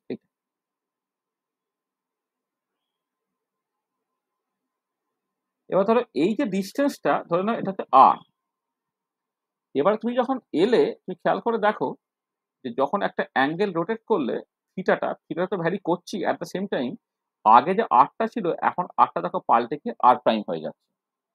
তাহলে তাহলে এই জায়গাটা আর এর ভ্যালুটা তার ম্যাক্সিমাম ভ্যালুতে থাকছে, আর এই জায়গাটা তার আর এর ভ্যালুটা তার মিনিমাম জায়গা থাকছে। আর মিনিমাম এপিহেলিক্যাল মানে পয়েন্ট, এটা পেরিহেলিক্যাল পয়েন্ট এটা। হ্যাঁ, মানে অপসূর অবস্থা এবং অনুসূর অবস্থা, এটা হচ্ছে সবচেয়ে শর্টেস্ট ডিস্টেন্স, এটা হচ্ছে লংগেস্ট ডিস্টেন্স।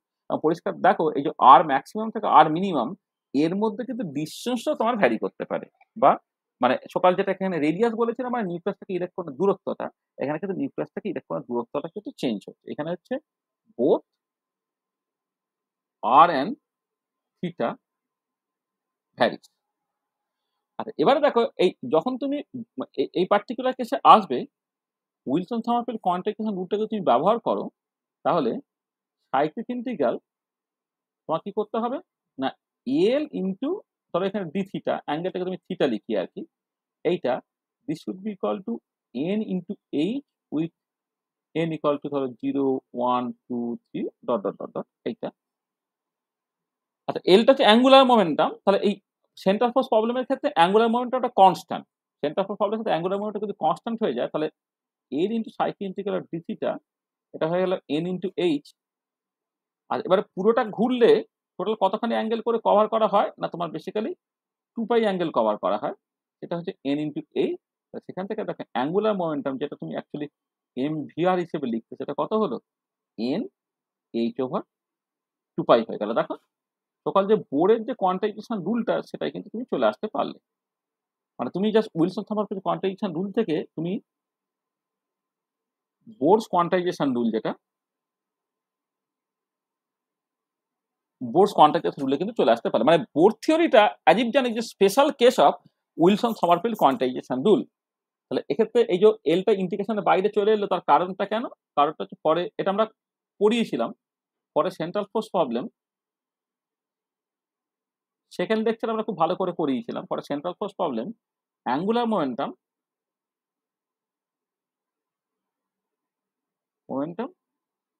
ইজ এ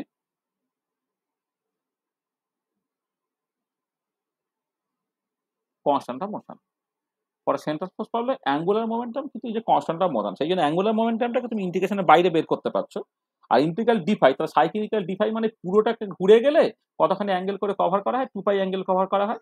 এলটা হয়ে গেল কত এন এইচ ওভার 2 পাই। দেখো বোর থিওরি কিন্তু স্টার্ট হয় এই ইকুয়েশন থেকে। তাহলে পরিষ্কার বুঝতে পারছো যে বোরের যে কোয়ান্টাইজেশন রুলটা এটা উইলসন সমারফিল্ড কোয়ান্টাইজেশন রুলের একটা স্পেশাল কেস। ঠিক আছে, এটা বুঝতে পেরেছো? ওকে, হলো। আচ্ছা এবারে যখন তুমি ইলেকট্রিক্যাল অরবিট হবে, তখন যখন উইলসন সমারফিল্ড কোয়ান্টাইজেশন রুলটাকে ব্যবহার করবে for elliptical orbit,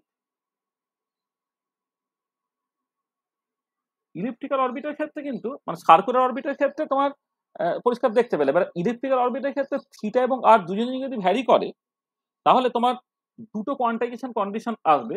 two quantization condition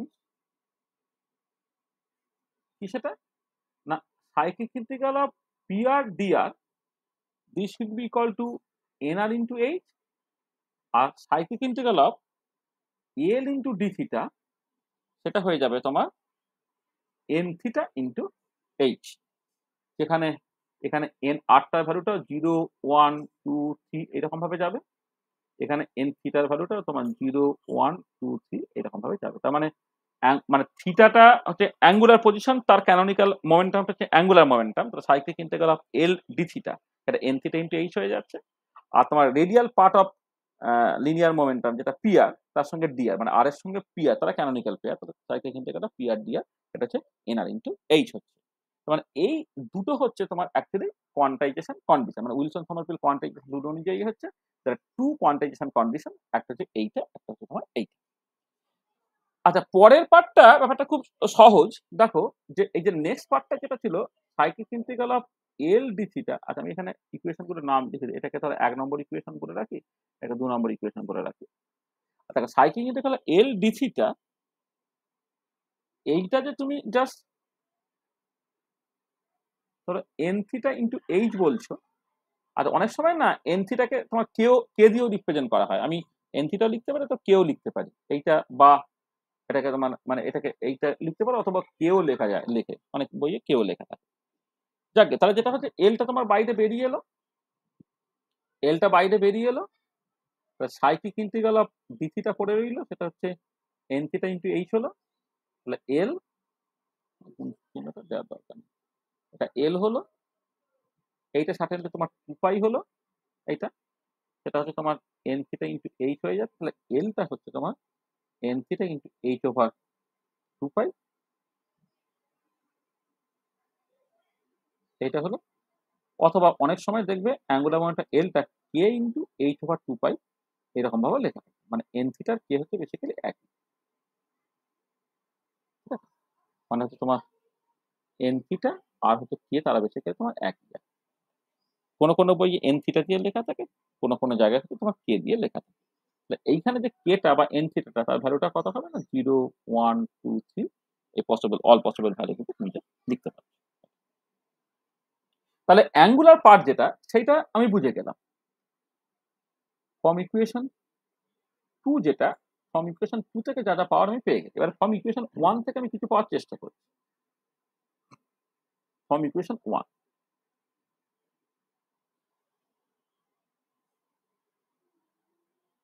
আসলে 2 নম্বর ইকুয়েশন থেকে যে রেজাল্টটা পেয়েছি না, সেই রেজাল্টটা শেষে তোমাকে ফাইনাল এক্সপ্রেশনে বসাতে হবে, যেন এটা ভালো করে লেখা থাকে যে l equal to k into h over 2 পাই।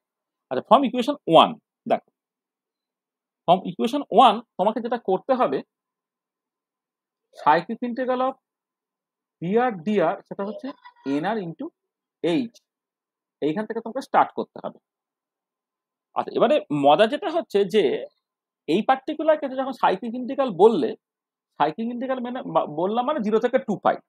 আর এখানে যখন এই যে এখানে তুমি যখন লিখেছো না, দেখো এটা এল, এই যে cyclic integral L cyclic integral of D theta, মানে মূলত হচ্ছে পুরোটা ঘুরে যাওয়ার জন্য ততক্ষণ অ্যাঙ্গেল কভার করতে হয়, অর্থাৎ এইটা বেসিক্যালি হচ্ছে 0 থেকে 2 পাই ডি থিটা, এইটা যেটা হচ্ছে এল ইন্টু 2 পাই, সেটা হচ্ছে এন থিটা ইন্টু এইচ হচ্ছে। এলটা একটুখানি বেশি বড় হয়ে গেছে, এলটা একটুখানি ছোট বড় বাজে দেখতে পাচ্ছি, এল ইন্টু 2 পাই। এই, তাহলে তুমি যখন সাইক্লিক ইন্টিগ্রালটা লিখছো, তার মানে অ্যাকচুয়ালি থিটাটা ভেরিয়েবল, এবং থিটাটা কোথা থেকে কোথা পর্যন্ত যেতে পারে তুমি বলতে পারছো। কিন্তু এখানে যখন লিখছো 8টা ভেরিয়েবল, এবার সেই 8টা তুমি যখন অ্যাকচুয়ালি করবে, তখন 8টা হচ্ছে বুঝতে পারছি তার মিনিমাম ভ্যালুটা আর মিনিমাম, ম্যাক্সিমাম ভ্যালুটা আর ম্যাক্সিমাম। কিন্তু জিনিসটা হচ্ছে যে এই যে আর ম্যাক্সিমাম থেকে আর মিনিমামের মধ্যে আর এর যে ভেরিয়েশনটা, সেই আর এর ভেরিয়েশনটা ঠিক কিভাবে হচ্ছে সেইটা একটুখানি বোঝার দরকার আছে। সেই জন্যে যখন আমি এই cyclic integral of p r d r এইরকম ভাবে লিখছি, এইটা ওই জাস্ট লিমিটটা কি বসাবো সেটা বুঝতে পারছি না, বলে আমি ডিরেক্টলি ইন্টিগ্রেশনটাকে করতে পারছি না। কিন্তু একটা রাস্তা আছে, সেটা হচ্ছে এই দেখো, যে এই পিআর ডিআরটাকে দেখো আমি এখানে ঘুরিয়ে লিখতে পারি। আচ্ছা, পিআরটা কি এম ইন্টু ডিআর ডিটি, হ্যাঁ, মানে পিআর যেটা সেটা mass into velocity, velocity d r d t, r dot বা ডিআর ডিটি, এইটা তার সঙ্গে কি আছে, আরো ডিআর গুণটা আছে। আর এবার আমি এটা কেমন করে লিখছি দেখো, এম ডিআর ডিথিটা লিখলাম, ডিথিটা বাই ডিটি লিখলাম, মানে ডিথিটা নিলাম, ডিথিটা দিয়ে দিলাম, আবার এইখানে একটা আর একটা ডিআর বাই ডিথিটা, ডিথিটাতে ভাগ করে আবার ডিথিটা দিয়ে গুণ করে দিলাম। তাহলে কি করছি দেখো, ডিআর ডিটিটাকে লিখছি d r d theta into d theta d t, আর ডিআর এর জায়গায় ডিআর ডিথিটা ইন্টু ডিথিটা, এটা আমি লিখে দিলাম। ঠিক আছে, তাহলে এবারে এইটা কি হচ্ছে দেখো তোমার,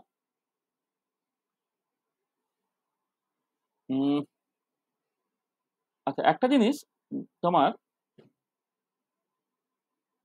এমটা যেমন আছে থাক। আচ্ছা 1/r dr d থিটা, তার আমি স্কোয়ার করে দিচ্ছি, একটা আর স্কোয়ার এখানে গুণ করে দিলাম। দেখো dr d থিটা দুবার আছে, তা dr d থিটা স্কোয়ার একটা 1/r করে দিলাম, এখানে একটা r দিয়ে গুণ করে দিলাম, এটা করে দিলাম। তারপরে এখানে যেমন আছে তোমার d থিটা বাই dt আছে ইন্টু d থিটা আছে, মানে dr d থিটা আমি ব্র্যাকেটের মধ্যে এটা নিয়ে নিয়েছি এইটা। আচ্ছা তাহলে এইটাকে তুমি লেখো m r square d theta dt, এইটা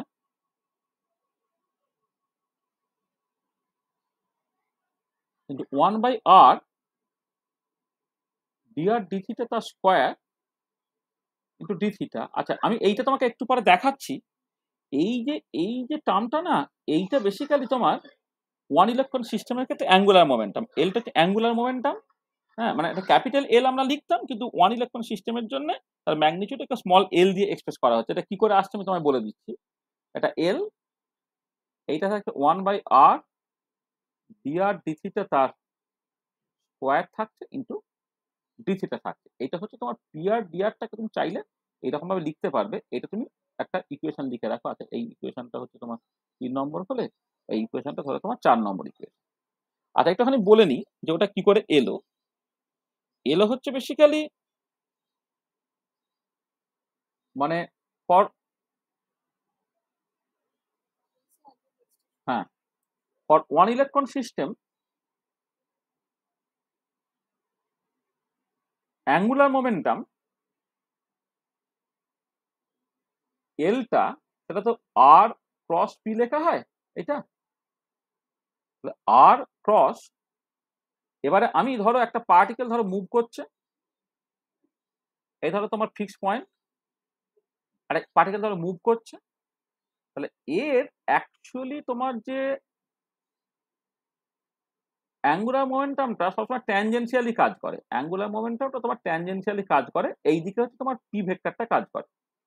তার এবার দুটো কম্পোনেন্ট হলো, একটা হচ্ছে এই রেডিয়াল ভেক্টর যেদিকে সেই দিকে, যাকে বলা হয় পিআর, আর একটা হচ্ছে এর পারপেন্ডিকুলার ডিরেকশনে, এই পারপেন্ডিকুলার ডিরেকশনটাকে বলা হচ্ছে তোমার পি থিটা। তাহলে যদি তোমার পিটাকে তুমি দুটো কম্পোনেন্ট পিআর এবং পি থিটাতে ভাঙো, তাহলে পি এর জায়গায় তুমি কি লিখতে পারো, পিআর প্লাস পি থিটা। এটা হয়ে গেল দেখো আর ক্রস পিআর একটা পার্ট প্লাস আর ক্রস পি থিটা একটা পার্ট। আর এবারে আর এবং পিআর সেম ডিরেকশনে কাজ করছে, তা সেম ডিরেকশনে কাজ করলে দুটো ভেক্টরের ক্রস প্রোডাক্টটা জিরো হয়ে যায়, কারণ এদের মধ্যে অ্যাঙ্গেলটা তো 0 ডিগ্রি। এইটা পড়ে থাকে কত, আর ক্রস পি থিটা, আর ক্রস পি থিটা এইটা। এবারে এবারে দেখো তুমি যদি এটাকে লেখো যে আর এর ম্যাগনিটিউড ইন্টু পি থিটার ম্যাগনিটিউড ইন্টু সাইন 90 ডিগ্রি, আর এই ক্যাপিটাল এলটাকে লেখো এল ইন্টু ওই ডিরেকশন বরাবর ইউনিট ভেক্টর। এখানে তোমার একটা ইউনিট ভেক্টর থাকে, ইউনিট ভেক্টর গুলো কেটে চলে গেল, তাহলে জাস্ট অ্যাঙ্গুলার মোমেন্টামের যে করসপন্ডিং ম্যাগনিটিউডটা সেটা হলো আর ইন্টু পি থিটা।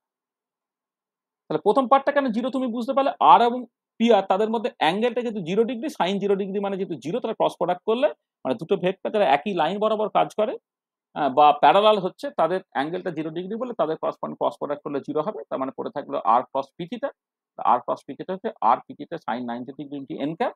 তাহলে জাস্ট দেখো এখানে তুমি কম্পোনেন্ট মানে কম্পোনেন্ট বলছি magnitude of angular momentum for one electron system, এলটা হয়ে যাচ্ছে আর ইন্টু পি থিটা। আচ্ছা এবারে আর ইন্টু পি থিটা এইটা হচ্ছে আর, পি থিটাটা হচ্ছে এম ইন্টু আর ইন্টু ডি থিটা ডিটি হয়। মানে এটা খেয়াল রাখবে যে তোমার ধরো ভেলোসিটির যে দুটো কম্পোনেন্ট, একটা হচ্ছে ভি রেডিয়াল কম্পোনেন্ট, একটা যদি তোমার অ্যাঙ্গুলার কম্পোনেন্ট হয়, তাহলে ভি আরটাকে বলা হয় আর ডট, অর্থাৎ ভি আর ডিটি হয়। আর এই ভি থিটাটা, হ্যাঁ এইটা, এটা হচ্ছে তোমার বেসিক্যালি আর থিটা ডট, অর্থাৎ আর ডি থিটা ডিটি হয়। এটা মাথায় রাখবে, এটা তোমার অঙ্কে তো তোমাকে শেখানো হবে বা অলরেডি শিখে থাকতে পারো, যে যদি তোমার রেডিয়াল এবং ক্রস রেডিয়াল কম্পোনেন্ট তুমি দেখো, রেডিয়াল কম্পোনেন্ট অফ ভেলোসিটি সেটা হচ্ছে আর ডট, আর cross radial component of velocity সেটা আর থিটা ডট। মানে r d r d theta d, তাহলে এখানে পি থিটা যখন তুমি করবে এই এই মাসের সঙ্গে তোমার এই ভি থিটা গুণ হয়ে গেল, তার মানে এটা হচ্ছে এম ইন্টু আর ডি থিটা ডিটি হয়ে গেল। এইটা কত হচ্ছে দেখো এম, তাহলে এটা হয়ে যাচ্ছে দেখো এম আর স্কোয়ার,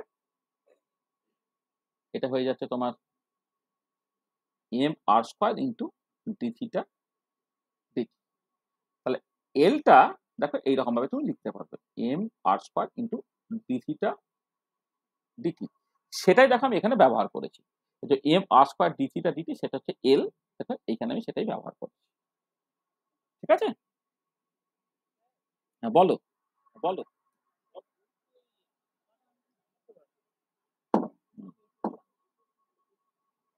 না ধরো একটা পার্টিকেল, এই ধরো এখানে নিউক্লিয়াস আছে, হ্যাঁ, প্লাস জেড ইন্টু ই। এবারে একটা পার্টিকেল সে এই এরকম একটা ট্র্যাজেক্টরিতে মুভ করছে, এই যে এই রাস্তা ধরে, ঠিক আছে? বুঝতে পারছো, এই যে রাস্তাটা, এই যে এই রাস্তাতে মুভ করছে। ইলেকট্রনটা ধরো তোমার এইভাবে মুভ করছে, ঠিক আছে, এই রাস্তাতে হলো। আর এবারে সবসময় ভেলোসিটি কি হয় জানো তো, তার ট্যানজেন্সিয়ালি কাজ করে। এর যদি একটা ট্যানজেন্ট টানো এই পার্টিকুলার পয়েন্টে, ট্যানজেন্সিয়ালি তোমার কি করছে না, অ্যাকচুয়ালি মোমেন্টামটা বা ভেলোসিটিটা যাচ্ছে। এবার এর দুটো পারপেন্ডিকুলার কম্পোনেন্ট নিচ্ছ তুমি, একটা কম্পোনেন্ট হচ্ছে একদম রেডিয়াল ভেক্টরের দিকে, যেটাকে পিআর নাম দিচ্ছ, আর একটা হচ্ছে তার সঙ্গে পারপেন্ডিকুলারটা হচ্ছে তুমি পিথিটা নাম দিয়ে। এবার বুঝতে পেরেছো?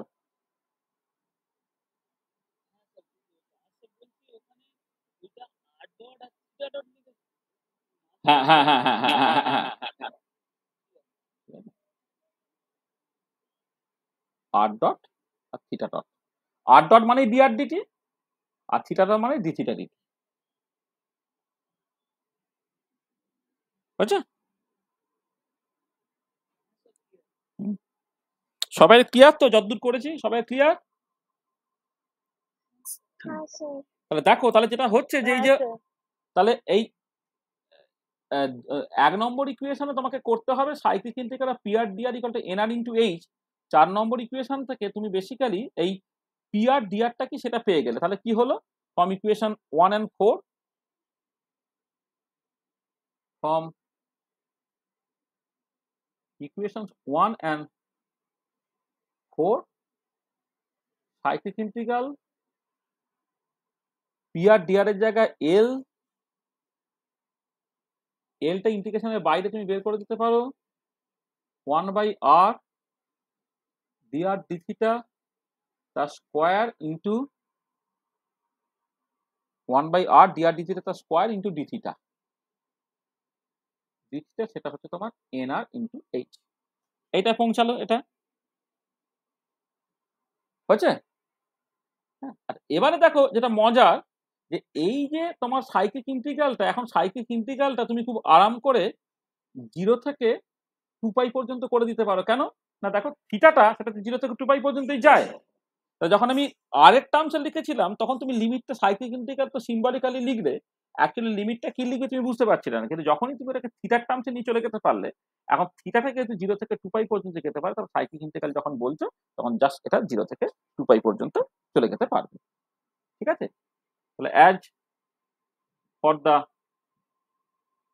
Whole cycle theta varies from 0 to 2π, সেটা তুমি লিমিটটা এটা লিখে দিতে পারবে।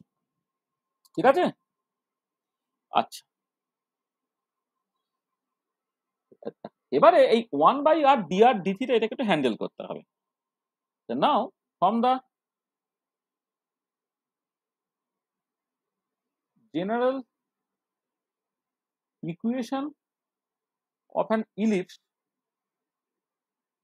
In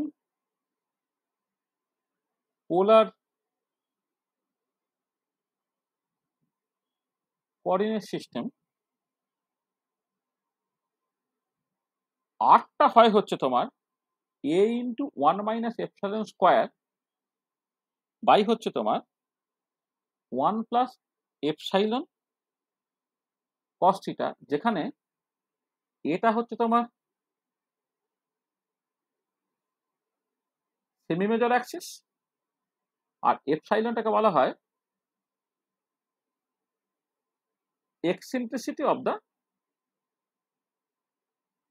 ellipse. দেখো এই যে ইকুয়েশনটা, এইটা হচ্ছে general equation of an ellipse, মানে পোলার কোঅর্ডিনেট। তোমরা কার্টিজিয়ান কোঅর্ডিনেট সিস্টেমে ওই x square by a square plus y square by b square equal to 1 এটা জানো, হ্যাঁ। কিন্তু পোলার কোঅর্ডিনেট সিস্টেমে করলে জেনারেল যে ইলিপস তার ইকুয়েশনটা হচ্ছে r equal to a into 1 minus epsilon square by 1 plus epsilon cos theta. অর্থাৎ বইয়ে তোমাদের ই লেখা থাকবে। এবার ইলেকট্রনের চার্জের সঙ্গে এক্সেন্ট্রিসিটি ই গুলিয়ে যাবে বলে আমি এক্সেন্ট্রিসিটিটাকে ই না লিখে এপসাইলন লিখছি। তার মানে আরটা হচ্ছে a into 1 minus epsilon square by 1 plus epsilon cos theta. তাহলে এইটা হচ্ছে তোমার basically general equation of an ellipse. ঠিক আছে, জেনারেল ইকুয়েশন অফ ইলিপস সেটা এই হচ্ছে তোমার ইকুয়েশনটা, যেখানে এটা হচ্ছে সেমি মেজর অ্যাক্সিস আর এপসাইলনটা হচ্ছে তোমার এক্সেন্ট্রিসিটি। ঠিক আছে, এইটা কি জানা আছে? মানে 11-12 এর তোমার যখন কনিক সেকশন পড়েছো, ইলিপস, প্যারাবোলা, হাইপারবোলা যখন তুমি পড়েছো, এই এই আসলে এই যে ইকুয়েশনটা এটা জেনারেল কনিক সেকশনের ইকুয়েশন। এক্সেন্ট্রিসিটির ভ্যালুটা কি, মানে তোমার পজিটিভ মানে 1 নাকি একের থেকে বেশি না একের থেকে কম, তার মতো করে তোমার ওই প্যারাবোলা, হাইপারবোলা, ইলিপস ইত্যাদি গুলো হবে আর কি। তাহলে এটা হচ্ছে general equation of a conic section. সেটা ইলিপস, প্যারাবোলা, হাইপারবোলা সবাইয়ের জন্য কিন্তু এই ইকুয়েশনটা ওবেড হয়। এবারে ইলিপসের ক্ষেত্রে একটা স্পেসিফিসিটি এটা এক্সেন্ট্রিসিটি লেস দেন 1 আর কিছু। এই ইকুয়েশনটা কি চেনা আছে না চেনা নেই? না চেনা নেই। স্যার এই ইকুয়েশনটা মানে ছিল না এপসাইলনটা equal to root over 1 minus square by square. হ্যাঁ হ্যাঁ এটা ছিল, এইটা এসব ছিল। হয়তো এটা সত্যি সত্যি এটা হবে 1 minus b square by a square এটা। হ্যাঁ, মানে যদি তুমি একটা ইলিপস কনসিডার করো, তাতে একটা ইলিপস কনসিডার করো ধরো, তাতে যদি তোমার ধরো এই সেমি মেজর অ্যাক্সিসটা এটা যদি তোমার এ হয়, সেমি মাইনর অ্যাক্সিস যদি বি হয়, তাহলে এক্সেন্ট্রিসিটির সঙ্গে এ বি এর সম্পর্ক হচ্ছে এইটা। ঠিকই বলেছো। এটা তো একটু বইয়ে ভালো করে দেখবে, বইয়ে তোমাদের হয়তো মানে এসএনদের বই বা যার বই পড়েছো, বইটা একটু ভালো করে খুঁটিয়ে দেখবে, দেখবে সেটা আছে। যে তোমাদের তো কার্টিজিয়ান কোঅর্ডিনেট সিস্টেমে মূলত পড়তে হয়, কিন্তু পোলার কোঅর্ডিনেট সিস্টেমে দেখবে ইকুয়েশনটা লিখে দেওয়া আছে যে আরটা হচ্ছে a into 1 minus epsilon square by 1 plus epsilon cos theta. একদম 11-12-11ই আছে এটা। এটার জন্য তোমাকে একদম বিশাল কিছু হতে হবে সেরকম না। একটু বইটা ঘেঁটে দেখবে, তাহলেই কিন্তু তুমি দেখতে পাবে। ঠিক আছে, হলো? আচ্ছা, তাহলে এইখান থেকে দেখো 1 বাই আর যদি করো কত হবে? 1 plus epsilon cos theta by a into 1 minus epsilon square. আর এবার তুমি ডেরিভেটিভ করো থিটার রেসপেক্টে। থিটার রেসপেক্টে ডেরিভেটিভ করো 1 by r square d r by d theta. সেটা করলে কত হবে? তোমার ধরো এপসাইলন সাইন থিটাটা মাইনাস হলো divided by a into 1 minus epsilon তার স্কোয়ার এইটা। হ্যাঁ, এটা হলো।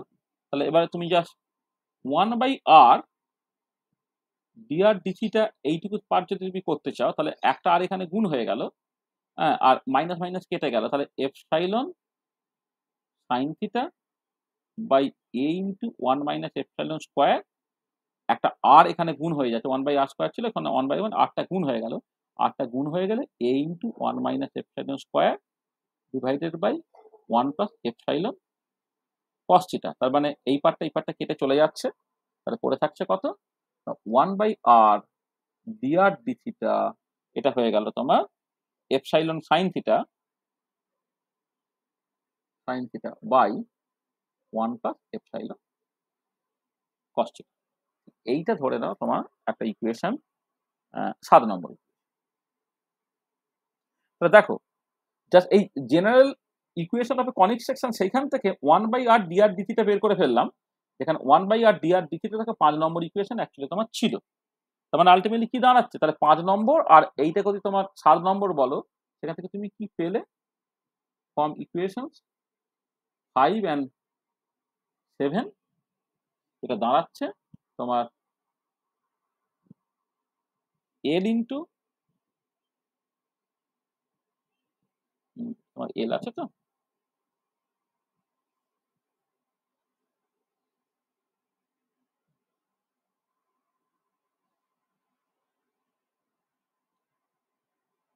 কোথায় গেল এটা?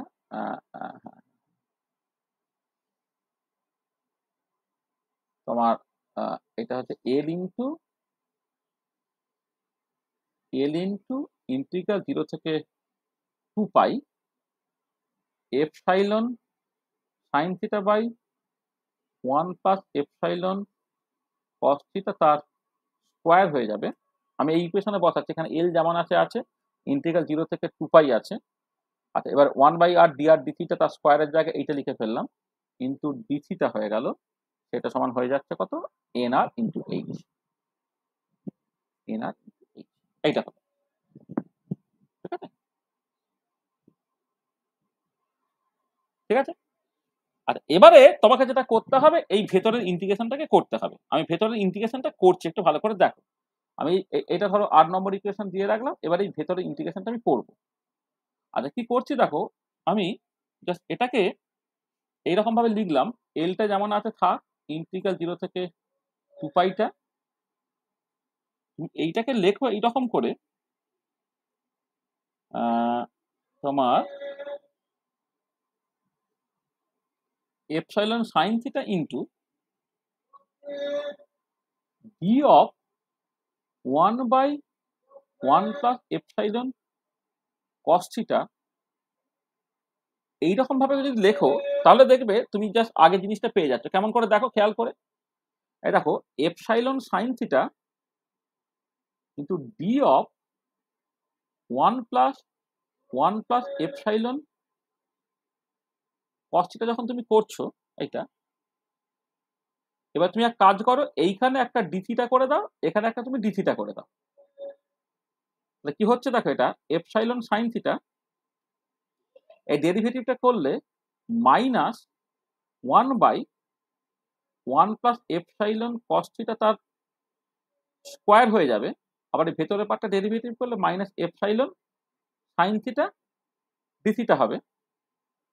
তাহলে এবারে খেয়াল করে দেখে মাইনাস মাইনাস প্লাস হয়ে গেল, তার মানে এপসাইলন সাইন থিটা বাই হচ্ছে 1 প্লাস এপসাইলন কস থিটা, দেখো তার স্কোয়ার ইন্টু ডি থিটা হয়ে যাবে। তার মানে এই যে epsilon sine theta by 1 plus epsilon cos theta তার স্কোয়ার ডি থিটা, এইটার জায়গায় তুমি চাইলে epsilon sine theta d of 1/1 plus epsilon cos theta এইটা তুমি লিখতে পারো, ঠিক আছে? আর এটা লিখে কি সুবিধা হলো, কারণ এখন তুমি ইন্টিগ্রেশনটা বাই পার্টস করতে পারবে। ধরো এলটা যেমন আছে আছে, এবার একটা বড় সেকেন্ড ব্র্যাকেট দিয়ে রাখলাম। আচ্ছা, প্রথমটা ইন্টু দ্বিতীয়টা ইন্টিগ্রেশন, মানে এপসাইলন সাইন থিটা বাই দ্বিতীয়টা ইন্টিগ্রেশন করলে কত হবে, 1 প্লাস এপসাইলন কস থিটা হবে। তার লিমিটটা কত না 0 থেকে 2 পাই অবধি, মাইনাস প্রথমটা ডেরিভেটিভ। আচ্ছা, প্রথমটা ডেরিভেটিভ যদি করো, প্রথমটা ডেরিভেটিভ যখন করবে, এপসাইলন সাইন থিটা ডেরিভেটিভ করলে হচ্ছে এপসাইলন কস থিটা হলো, কিন্তু সেকেন্ডটার ইন্টিগ্রেশন হচ্ছে 1 প্লাস এপসাইলন কস থিটা করে পুরোটার ইন্টিগ্রেশন 0 থেকে 2 পাই ডি থিটা। এটা হচ্ছে তোমার এনআর ইন্টু এইচ। তাহলে দেখো ইন্টিগ্রেশন বাই পার্টস করছি, এইটা হচ্ছে ফার্স্ট ফাংশন, ওয়ানটা সেকেন্ড ফাংশন, এখানে ভেরিয়েবলটা হচ্ছে এইটা। তাহলে প্রথমটা ইন্টু দ্বিতীয়টা ইন্টিগ্রেশন, তার ডি অফ সামথিং ইন্টিগ্রেশন করলে সেই সামথিংটা আসে। ধরো ডি থিটার ইন্টিগ্রেশন করলে যেমন থিটা আসে, D of 1/1 plus epsilon cos theta তার যদি ইন্টিগ্রেশন করো, তাহলে 1 প্লাস এপসাইলন কস থিটা এলো, তার লিমিটটা 0 থেকে 2 পাই, মাইনাস প্রথমটা ডেরিভেটিভ করলে সাইন থিটা ডেরিভেটিভ করলে হচ্ছে তোমার কস থিটা হয়ে যায়, তার মানে এপসাইলন কস থিটা হলো, এই পার্টটা ইন্টিগ্রেট করলে 1 প্লাস এপসাইলন কস থিটা হলো, করে পুরোটার ইন্টিগ্রেশন হলো, এইটা। তাহলে এল হলো। আচ্ছা, এবারে দেখো এখানে যদি তুমি বসাও, এই 2 পাই বসালে সাইন 2 পাই 0, আবার 0 বসালে সেটাও 0, তার মানে প্রথম পার্টটা বেসিক্যালি 0 হয়ে গেল। পড়ে রইল যেটা, সেটা হচ্ছে কি তোমার একটা মাইনাস পড়ে থাকছে, আর এই পার্টটা জাস্ট তোমার পড়ে থাকছে, মানে শুধুমাত্র এই পার্টটা, মানে মাইনাস পড়ে রইল একটা, আর এইটা পড়ে থাকছে তোমার ইন্টিগ্রাল 0 থেকে 2 pi epsilon cos theta by 1 plus epsilon cos theta d theta equal to n r into H হলো। তাহলে এটা মাইনাস এল ইন্টিগ্রাল 0 থেকে 2 পাই, এটাকে আমি লিখছি কেমন করে দেখো, 1 প্লাস এপসাইলন কস থিটা, এখানে 1 plus epsilon cos theta minus 1 করে দিলে into d theta equal to n r into H, মানে 1 যোগ করে 1 বিয়োগ করে দিলাম। তাহলে এবারে 1 প্লাস এপসাইলন কস থিটা বা 1 প্লাস এপসাইলন কস থিটা কেটে চলে যাবে, মানে যেটা হলো কত, মাইনাস এল থার্ড ব্র্যাকেট আমি দিয়ে রাখি একটা ইন্টিগ্রাল জিরো, হ্যাঁ দেখো দেখো এটা কিছু না, উপরে 1 যোগ করে 1 বিয়োগ করে দিয়েছি, তাহলে এটাকে দুটো ভাগ আমি ভেঙে নিতে পারবো। 1 plus epsilon cos theta by 1 plus epsilon cos theta কেটে গিয়ে 1 হয়ে যাবে, আর একটা -1 by 1 plus epsilon cos theta তোমার থেকে যাবে। তো মাইনাস এল যদি কমন নিয়ে নাও তাহলে পড়ে থাকছে ইন্টিগ্রাল 0 থেকে 2 পাই ডি থিটা একটা পার্ট পড়ে রইল, মাইনাস ইন্টিগ্রাল 0 থেকে 2 pi d theta by 1 plus epsilon cos theta একটা পার্ট পড়ে রইল। এইটা সেটা হচ্ছে তোমার এনআর ইন্টু এইচ, এটা। আচ্ছা এটা মাইনাস এল, এইটা দেখো ডি থিটা ইন্টিগ্রেট করলে এটা তোমার 2 পাই হয়ে যায়, মাইনাস, আর এই ভেতরের পার্টটা এবার তোমাকে ইন্টিগ্রেট করতে হবে। ভেতরের পার্টটা হচ্ছে তুমি এইভাবে লেখো ইন্টিগ্রাল 0 থেকে 2 পাই এই ডি থিটা, 1 এর জায়গায় লিখলাম আমি cos square theta by 2 plus sin square theta by 2, আর cos থিটার জায়গায় লিখলাম epsilon into cos square theta by 2 minus sin square theta by 2। তুমি জানো যে তোমার cos square theta by 2 plus sin square theta by 2 সেটা 1 হয়ে যায়, আর cos থিটাটাকে লিখতে পারো cos square theta by 2 minus sin square theta by 2, এখানে একটা এপসাইলন গুণ ছিল বলে এপসাইলনটা তুমি জাস্ট এখানে লিখে দিয়েছো এইটা। তাহলে এইটা হলো, এইটা তোমার এনআর ইনটু এইচ হয়ে গেল। তাহলে এবারে তোমার যেটা দাঁড়াচ্ছে, তোমার এই গুণটা করলে -2 পাই এল একটা হলো, মাইনাস এল। আচ্ছা এবারে এই যে পার্টটা ইন্টিগ্রাল 0 থেকে 2 পাই, আচ্ছা মাইনাস হচ্ছে প্লাস এল হয়ে গেছে, এটা মাইনাস এল ইন্টু 2 পাই হলো, মাইনাস হচ্ছে প্লাস হয়ে গেল 0 থেকে 2 পাই। আর এইটাকে তুমি এক কাজ করো, তুমি এই ডি থিটা এই cos স্কয়ার থিটা গুলোকে একসাথে নাও, 1 plus epsilon cos square theta by 2 নিলে, plus 1 minus epsilon sin square theta by 2 নিলে, এটা equal to n r into h minus twice pi l plus l into integral 0 থেকে 2 পাই। তুমি এক কাজ করো, উপর নিচে cos স্কয়ার থিটা বাই 2 দিয়ে ভাগ করে দাও, উপরটা হয়ে যাবে sec square theta by 2 d theta, আর নিচটা হয়ে গেল কত 1 plus epsilon plus 1 minus epsilon tan square theta by 2 equal to n r into h. এই যে আমি যদি cos স্কয়ার থিটা বাই 2 দিয়ে ভাগ করে দিই, তাহলে উপরটা 1 by cos square theta by 2 মানে sec স্কয়ার থিটা বাই 2 হলো, আর এখানে cos স্কয়ার থিটা বাই 2 দিয়ে গুণ ভাগ করলে এইটা বাদ চলে গেল, এখানে তোমার tan স্কয়ার থিটা বাই 2 এটা তোমার হয়ে গেল এইটা। এবারে তুমি ধরো লেট থিটা বাই 2 কে তুমি বিটা ভাবো, তা যদি হয় তাহলে তোমার এখান থেকে ডি থিটা সমান 2 ইন্টু ডি বিটা হবে, আর থিটার ভ্যালু 0 হলে বিটার ভ্যালু 0, থিটার ভ্যালু 2 পাই হলে বিটার ভ্যালু তোমার পাই হবে। এটাকে তুমি চাইলে এইভাবে লিখতে পারো টোয়াইস পাই এল প্লাস এল ইন্টিগ্রাল 0 থেকে 2 পাই এর বদলে 0 থেকে পাই হয়ে গেল। sec স্কয়ার থিটা বাই 2 টাকে তুমি লিখলে sec স্কয়ার বিটা, আর ডি থিটার জায়গায় লিখলে 2 into d beta divided by 1 plus epsilon plus 1 minus epsilon, এটা হচ্ছে tan স্কয়ার বিটা হলো এটা, ইকুয়াল টু তোমার এনআর ইন্টু এইচ হয়ে গেল। তাহলে 2টাকে তুমি এদিকে পাঠিয়ে দাও, minus twice pi l plus twice l into 0 থেকে pi sec square beta d beta. হ্যাঁ এটা হচ্ছে তুমি তোমার এটাকে এই 2টাকে তুমি জাস্ট নিয়ে চলে এসছো তো, হ্যাঁ এটা হলো তোমার এক কাজ করি মাইনাস টোয়াইস এল, তুমি এক কাজ করো এই 2টা তোমার বাইরে চলে এলে টোয়াইস এল হলো, আর এইখান থেকে এক কাজ করি একটা তুমি এই 1 প্লাস এপসাইলনটা কমন নিয়ে নাও, তাহলে উপরটা থেকে যাচ্ছে তোমার sec square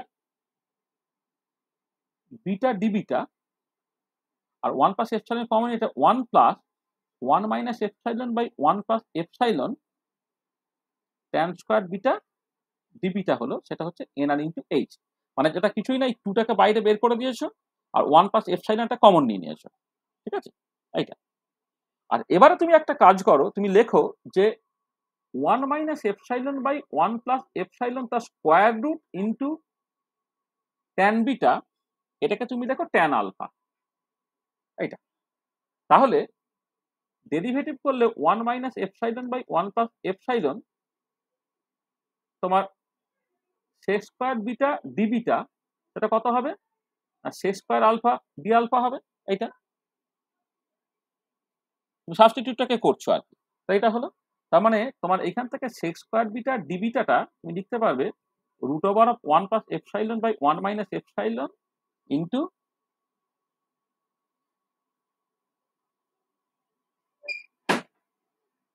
into sec square alpha d alpha, এটা হবে। আচ্ছা, লিমিটটা হচ্ছে যে যখন তোমার দেখো বিটা ইকুয়াল টু 0 তখন আলফাও তোমার 0, যখন বিটা ইকুয়াল টু পাই তখন আলফাটা তোমার পাই হয়ে যাচ্ছে। তাহলে এই যে ইন্টিগ্রেশনটা যেটা দাঁড়াচ্ছে আর কি, মানে তোমার মাইনাস টোয়াইস পাই এল মানে দেন এই যে ইকুয়েশনটা আর কি, মানে অ্যাভাব ইকুয়েশনে লিখে দিচ্ছি এইভাবে বলে, দেন অ্যাভাব ইকুয়েশন রিডিউসেস টু দেন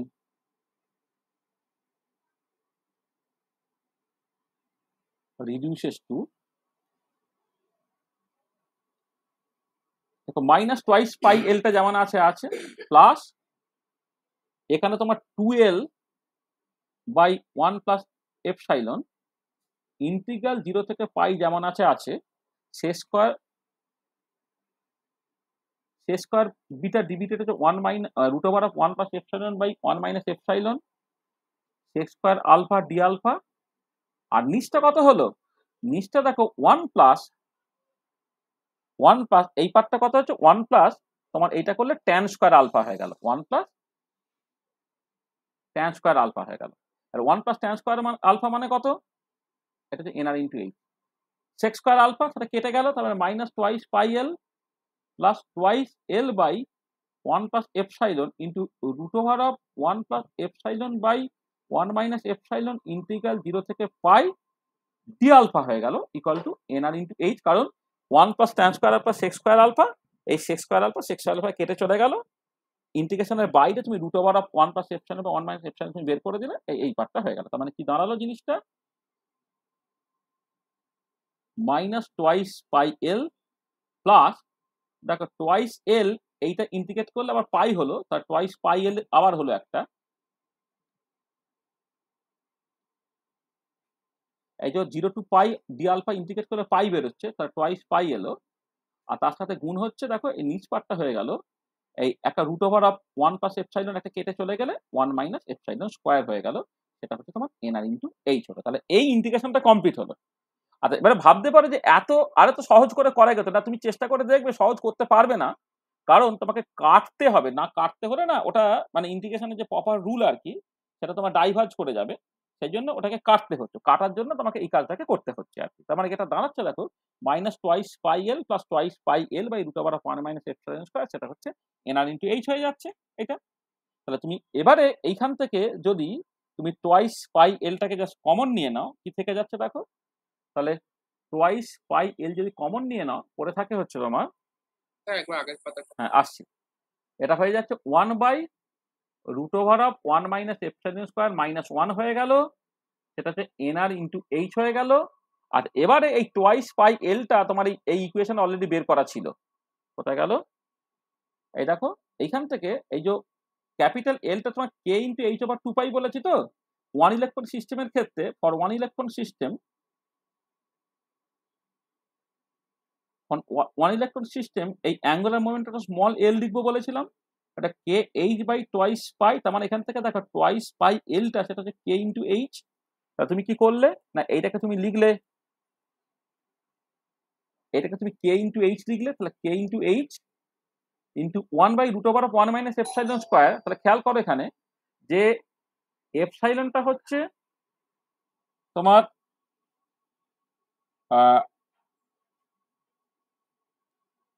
মানে যেটা হচ্ছে মানে ওই যে একটা ইলিপসের ক্ষেত্রে এই যে দেখো এখানে এপসাইলনটা হচ্ছে root over of 1 minus b square by a square. তো এপসাইলন যদি root over of 1 minus b square by a square হয়ে যায়, তাহলে এপসাইলন স্কয়ারটা কত হলো 1 minus b square by a square. তাহলে বি স্কয়ার বাই এ স্কয়ারটা কত হলো 1 মাইনাস এপসাইলন স্কয়ার। তাহলে বি বাই এটা কত হলো root over of 1 minus epsilon square. তাহলে এ বাই বিটা কত হলো 1 by root over of 1 minus epsilon square. তাহলে এইটা হয়ে গেল তোমার basically a by b minus 1, এইটা এটা হচ্ছে তোমার এনআর ইন্টু এইচ হয়ে যাচ্ছে। তাহলে তুমি 1 সেকেন্ড, এটা -1, আমি কি করলাম, ভুল করলাম মনে হয় এখানে। 1 সেকেন্ড, তোমার এইটা হচ্ছে তোমার এনআর বাই কে, তো এইটা তোমার এইটা হয়ে যাচ্ছে বি বাই এটা, বি বাই এটা কত এখান থেকে, বি বাই এটা হচ্ছে root over of 1 minus epsilon square, এইটা।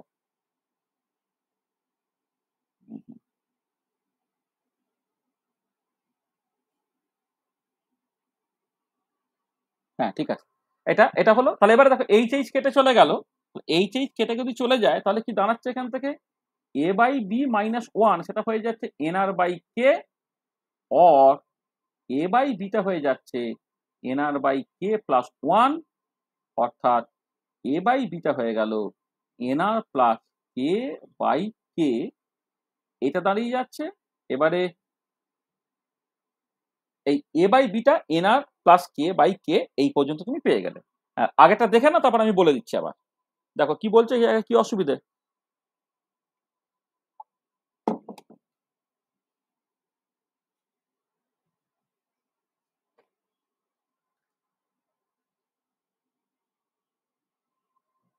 ঠিক আছে, দেখেছো? হ্যাঁ বলো, হ্যাঁ বলো। স্যার ওখানে যার কোনটা 5 বলে আলফা, এই তো তুমি দেখো না এইখানে তো, না না না না, সে থাক না, সে তো থাক না, তোমার অসুবিধে কি আছে? তোমার এই তো মানে ট্যান আলফাটা কত, root over of 1 minus epsilon বা 1 প্লাস এপসাইলন ট্যান বিটা, তো তাহলে বিটার ভ্যালু যদি পাই বসাও তাহলে তোমার ট্যান বিটাটা 0, তাহলে ট্যান আলফা যদি 0 হয় তাহলে আলফাটা পাই হয়, আবার কি আছে, অসুবিধা কিছু, তাই না? এই তো root over of 1 minus epsilon by 1 plus epsilon tan beta যদি ট্যান আলফা হয়, তাহলে এবারে বিটার ভ্যালু পাই বসালে ট্যান পাই এর ভ্যালু কত, 0, তো তাই না? তা ট্যান আলফা যদি 0 হয় তাহলে আলফা কত হবে, পাই তো হবে।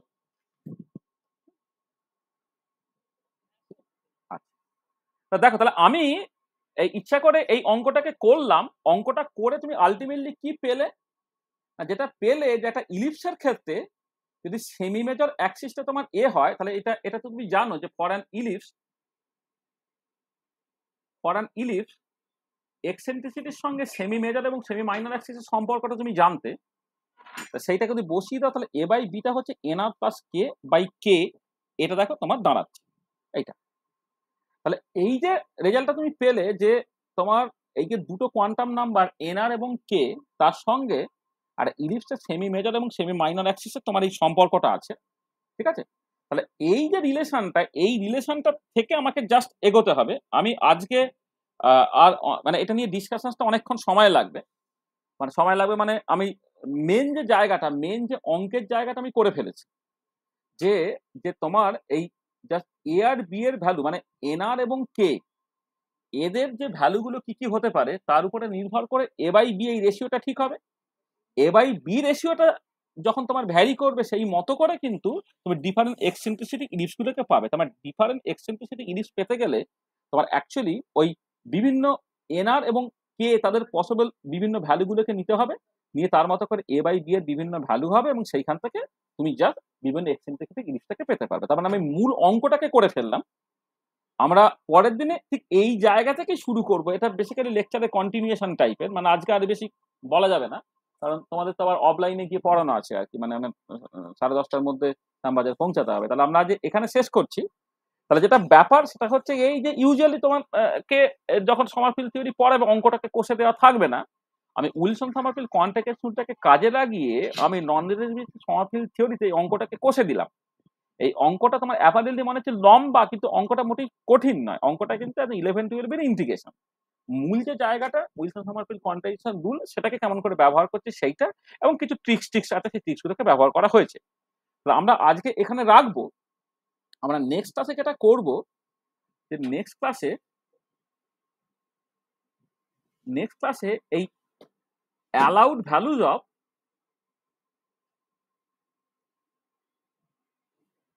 এনআর অ্যান্ড কে এইটা বলবো, এইটা বললেই হচ্ছে possible values of e and b পাওয়া যাবে, এবং সেইখান থেকে elliptical orbits of different eccentricity এটা তুমি পাবে। এইটা একটা জায়গা। এবং যেটা মজার ব্যাপার দেখবে তুমি যে সকাল এই যে নন রিলেটিভিস্টের সমারফেল থিওরি করলে সেক্ষেত্রে যখন এনার্জি এক্সপ্রেশনটা বের করবে না, এনার্জি এক্সপ্রেশনটা একদমই বোর্ড থিওরি থেকে যেটা বেরিয়েছিল minus mu z square e to to power 4/8 epsilon 0 square n square h এর সাথে এটাই পেলে। অর্থাৎ energy does not depend on k or l, মানে অ্যাজিমুথাল কোয়ান্টাম নাম্বারের উপরে কিন্তু এনার্জিটা নির্ভর করছে না। তার মানে যেটা তুমি পাবে যে ডিফারেন্ট এক্সেন্ট্রিসিটি ইলিপস তুমি পেলে বটে, কিন্তু ফাইন স্ট্রাকচারটাকে এক্সপ্লেন করতে পারবে না। তাহলে তার মানে এটা হচ্ছে নন রিলেটিভিস্টিক সমারফেল থিওরির লিমিটেশন। তারপরে আমাকে ফিরে আসতে হবে হচ্ছে রিলেটিভিস্টিক সমারফেল থিওরিতে। রিলেটিভিস্টিক সমারফেল থিওরিতে যদি তুমি আসো, দেখবে তুমি যেভাবে ভাবছিলে ব্যাপারটা আবার পাল্টে যাবে। তোমার এই যে একদম ক্লোজ পিরিয়ডিক ইলেকট্রিক্যাল অরবিট না পেলে তুমি না পেয়ে তুমি জাস্ট একটা মেজর অ্যাক্সিসে একটা প্রিন্সিপাল মোশন পাবে, সেখান থেকে রসেটি পাবে, এবং তখন তুমি দেখতে পাবে এনার্জিটা along with the principal quantum number n azimuthal quantum l এর উপর ডিপেন্ড করছে, সেখান থেকে তুমি ফাইন স্ট্রাকচারটা পাবে। তার মানে তোমাদের এই রিলেটিভিস্টিক সমারফেল থিওরি এইটা নিয়ে কোনো কথাই বলা হয় না। নন রিলেটিভিস্টিক সমারফেল থিওরি একটুখানি বলে দিয়ে জাস্ট বলে দেয় যে এই যে দুটো প্রবলেম, যে সার্কুলার অরবিট থেকে ইলিপ্টিক্যাল অরবিট পাওয়া আর ফাইন স্ট্রাকচারটা এক্সটেন্ড হয়ে গেলে, ব্যাপারটা কিন্তু ঠিক অ্যাকচুয়ালি ওরকম নয়। যেগুলো তোমার 11-12 ছিল না বা গ্র্যাজুয়েশনে তোমাকে বা ভবিষ্যতে কেউ কখনো পড়াবে না, আমি সেই জায়গাগুলো পার্টিকুলারলি এমফাসিস দিচ্ছি যে তোমার অ্যাকচুয়ালি সিচুয়েশন থেকে তোমার বোঝার দরকার। যে তুমি জাস্ট সিম্পলি উপরে সমারফেল থিওরি 11-12 পড়িয়ে দিচ্ছে, গ্র্যাজুয়েশনে তো সিলেবাসে রাখিই নি, তাহলে কিন্তু হবে না। তাহলে অ্যাকচুয়ালি সিস্টেমেটিক্যালি জিনিসটা কি কি আসছে এবং তার যে ব্যাকগ্রাউন্ড যেগুলো লাগে আমি কিন্তু প্রপারলি বলবো। তাহলে আমরা আজকে মূলত যে জায়গাটাকে করলাম সেটা বোর্ড থিওরি দুটো লিমিটেশন, সেখান থেকে সমারফেল থিওরিতে আসার আগে Wilson Sommerfeld quantization rule, phase space, canonical quantity ইত্যাদি নিয়ে আলোচনা করেছি। এবারে সেই উইলসন সমারফেল কোয়ান্টাইজেশন রুলটা আমি একটু অ্যাপ্লাই করছি হাইড্রোজেন অ্যাটম প্রবলেমের ক্ষেত্রে। প্রথমে নন রিলেটিভ সমারফেল থিওরি করছি, সেখান থেকে যে মেজর অঙ্কটা, সেই মেজর অঙ্কটা আমরা করে ফেলেছি। তাহলে ওই যে রেজাল্টটা পেয়েছি A/B = nr + k/l, এইটাকে আমি নেক্সট দিন মানে এখান থেকে ইন্টারপ্রিট করবো, সেখান থেকে বিভিন্ন এক্সেন্ট্রিসিটি ইলেকট্রিক্যাল অরবিট পাওয়ার চেষ্টা করবো, এবং দেখবো এখান থেকে কিন্তু ফাইন স্ট্রাকচারটা বোঝা গেল না। ফাইন স্ট্রাকচারটা বুঝতে গেলে কিন্তু রিলেটিভিস্টিক সমারফেল থিওরি করতে হবে। রিলেটিভিস্টিক সমারফেল থিওরি করলে দেখবে সিচুয়েশনটা পাল্টে যাবে। ক্লোজ পিরিয়ডিক অরবিটটা এখন রসেটিতে কনভার্টেড হয়ে যাবে, আর এটা এনার্জিটা together with principal quantum number, সেই অ্যাজিমুথাল কোয়ান্টাম নাম্বার উপরে নির্ভর করবে। এটা নেক্সট দিনে আমরা এই পার্টটাকে কমপ্লিট করে দিতে পারবো। দেখো যা বলেছি তাতে কারো কিছু অসুবিধা থাকলে বলে না। End of lecture. দেখো যা বলেছি একটুখানি কঠিন হয়েছে সার্টেনলি, হ্যাঁ, কিন্তু তুমি একটু বাড়িতে দেখবে, তুমি কিন্তু করতে পারবে বা বুঝতে পারবে, খুব অসুবিধা কিছু হবে না। হ্যাঁ, বুঝেছো?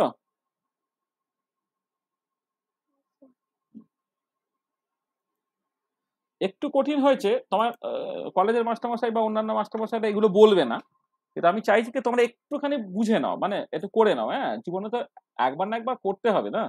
গ্র্যাজুয়েশনটা তুমি করছো, অনার্স করছো, এরপর দেখবে আর শেখাই হচ্ছে না। হ্যাঁ, তাহলে জীবনে একবার না একবার তো অ্যাকচুয়ালি হোয়াট ইজ হোয়াট তোমার জানার দরকার পড়বে। সেটার জন্য আমি এগুলো বলছি। হ্যাঁ, এগুলো একটু নিজেরা একটুখানি খেটে খুঁটে তৈরি করে নেওয়ার চেষ্টা করবে। হ্যাঁ।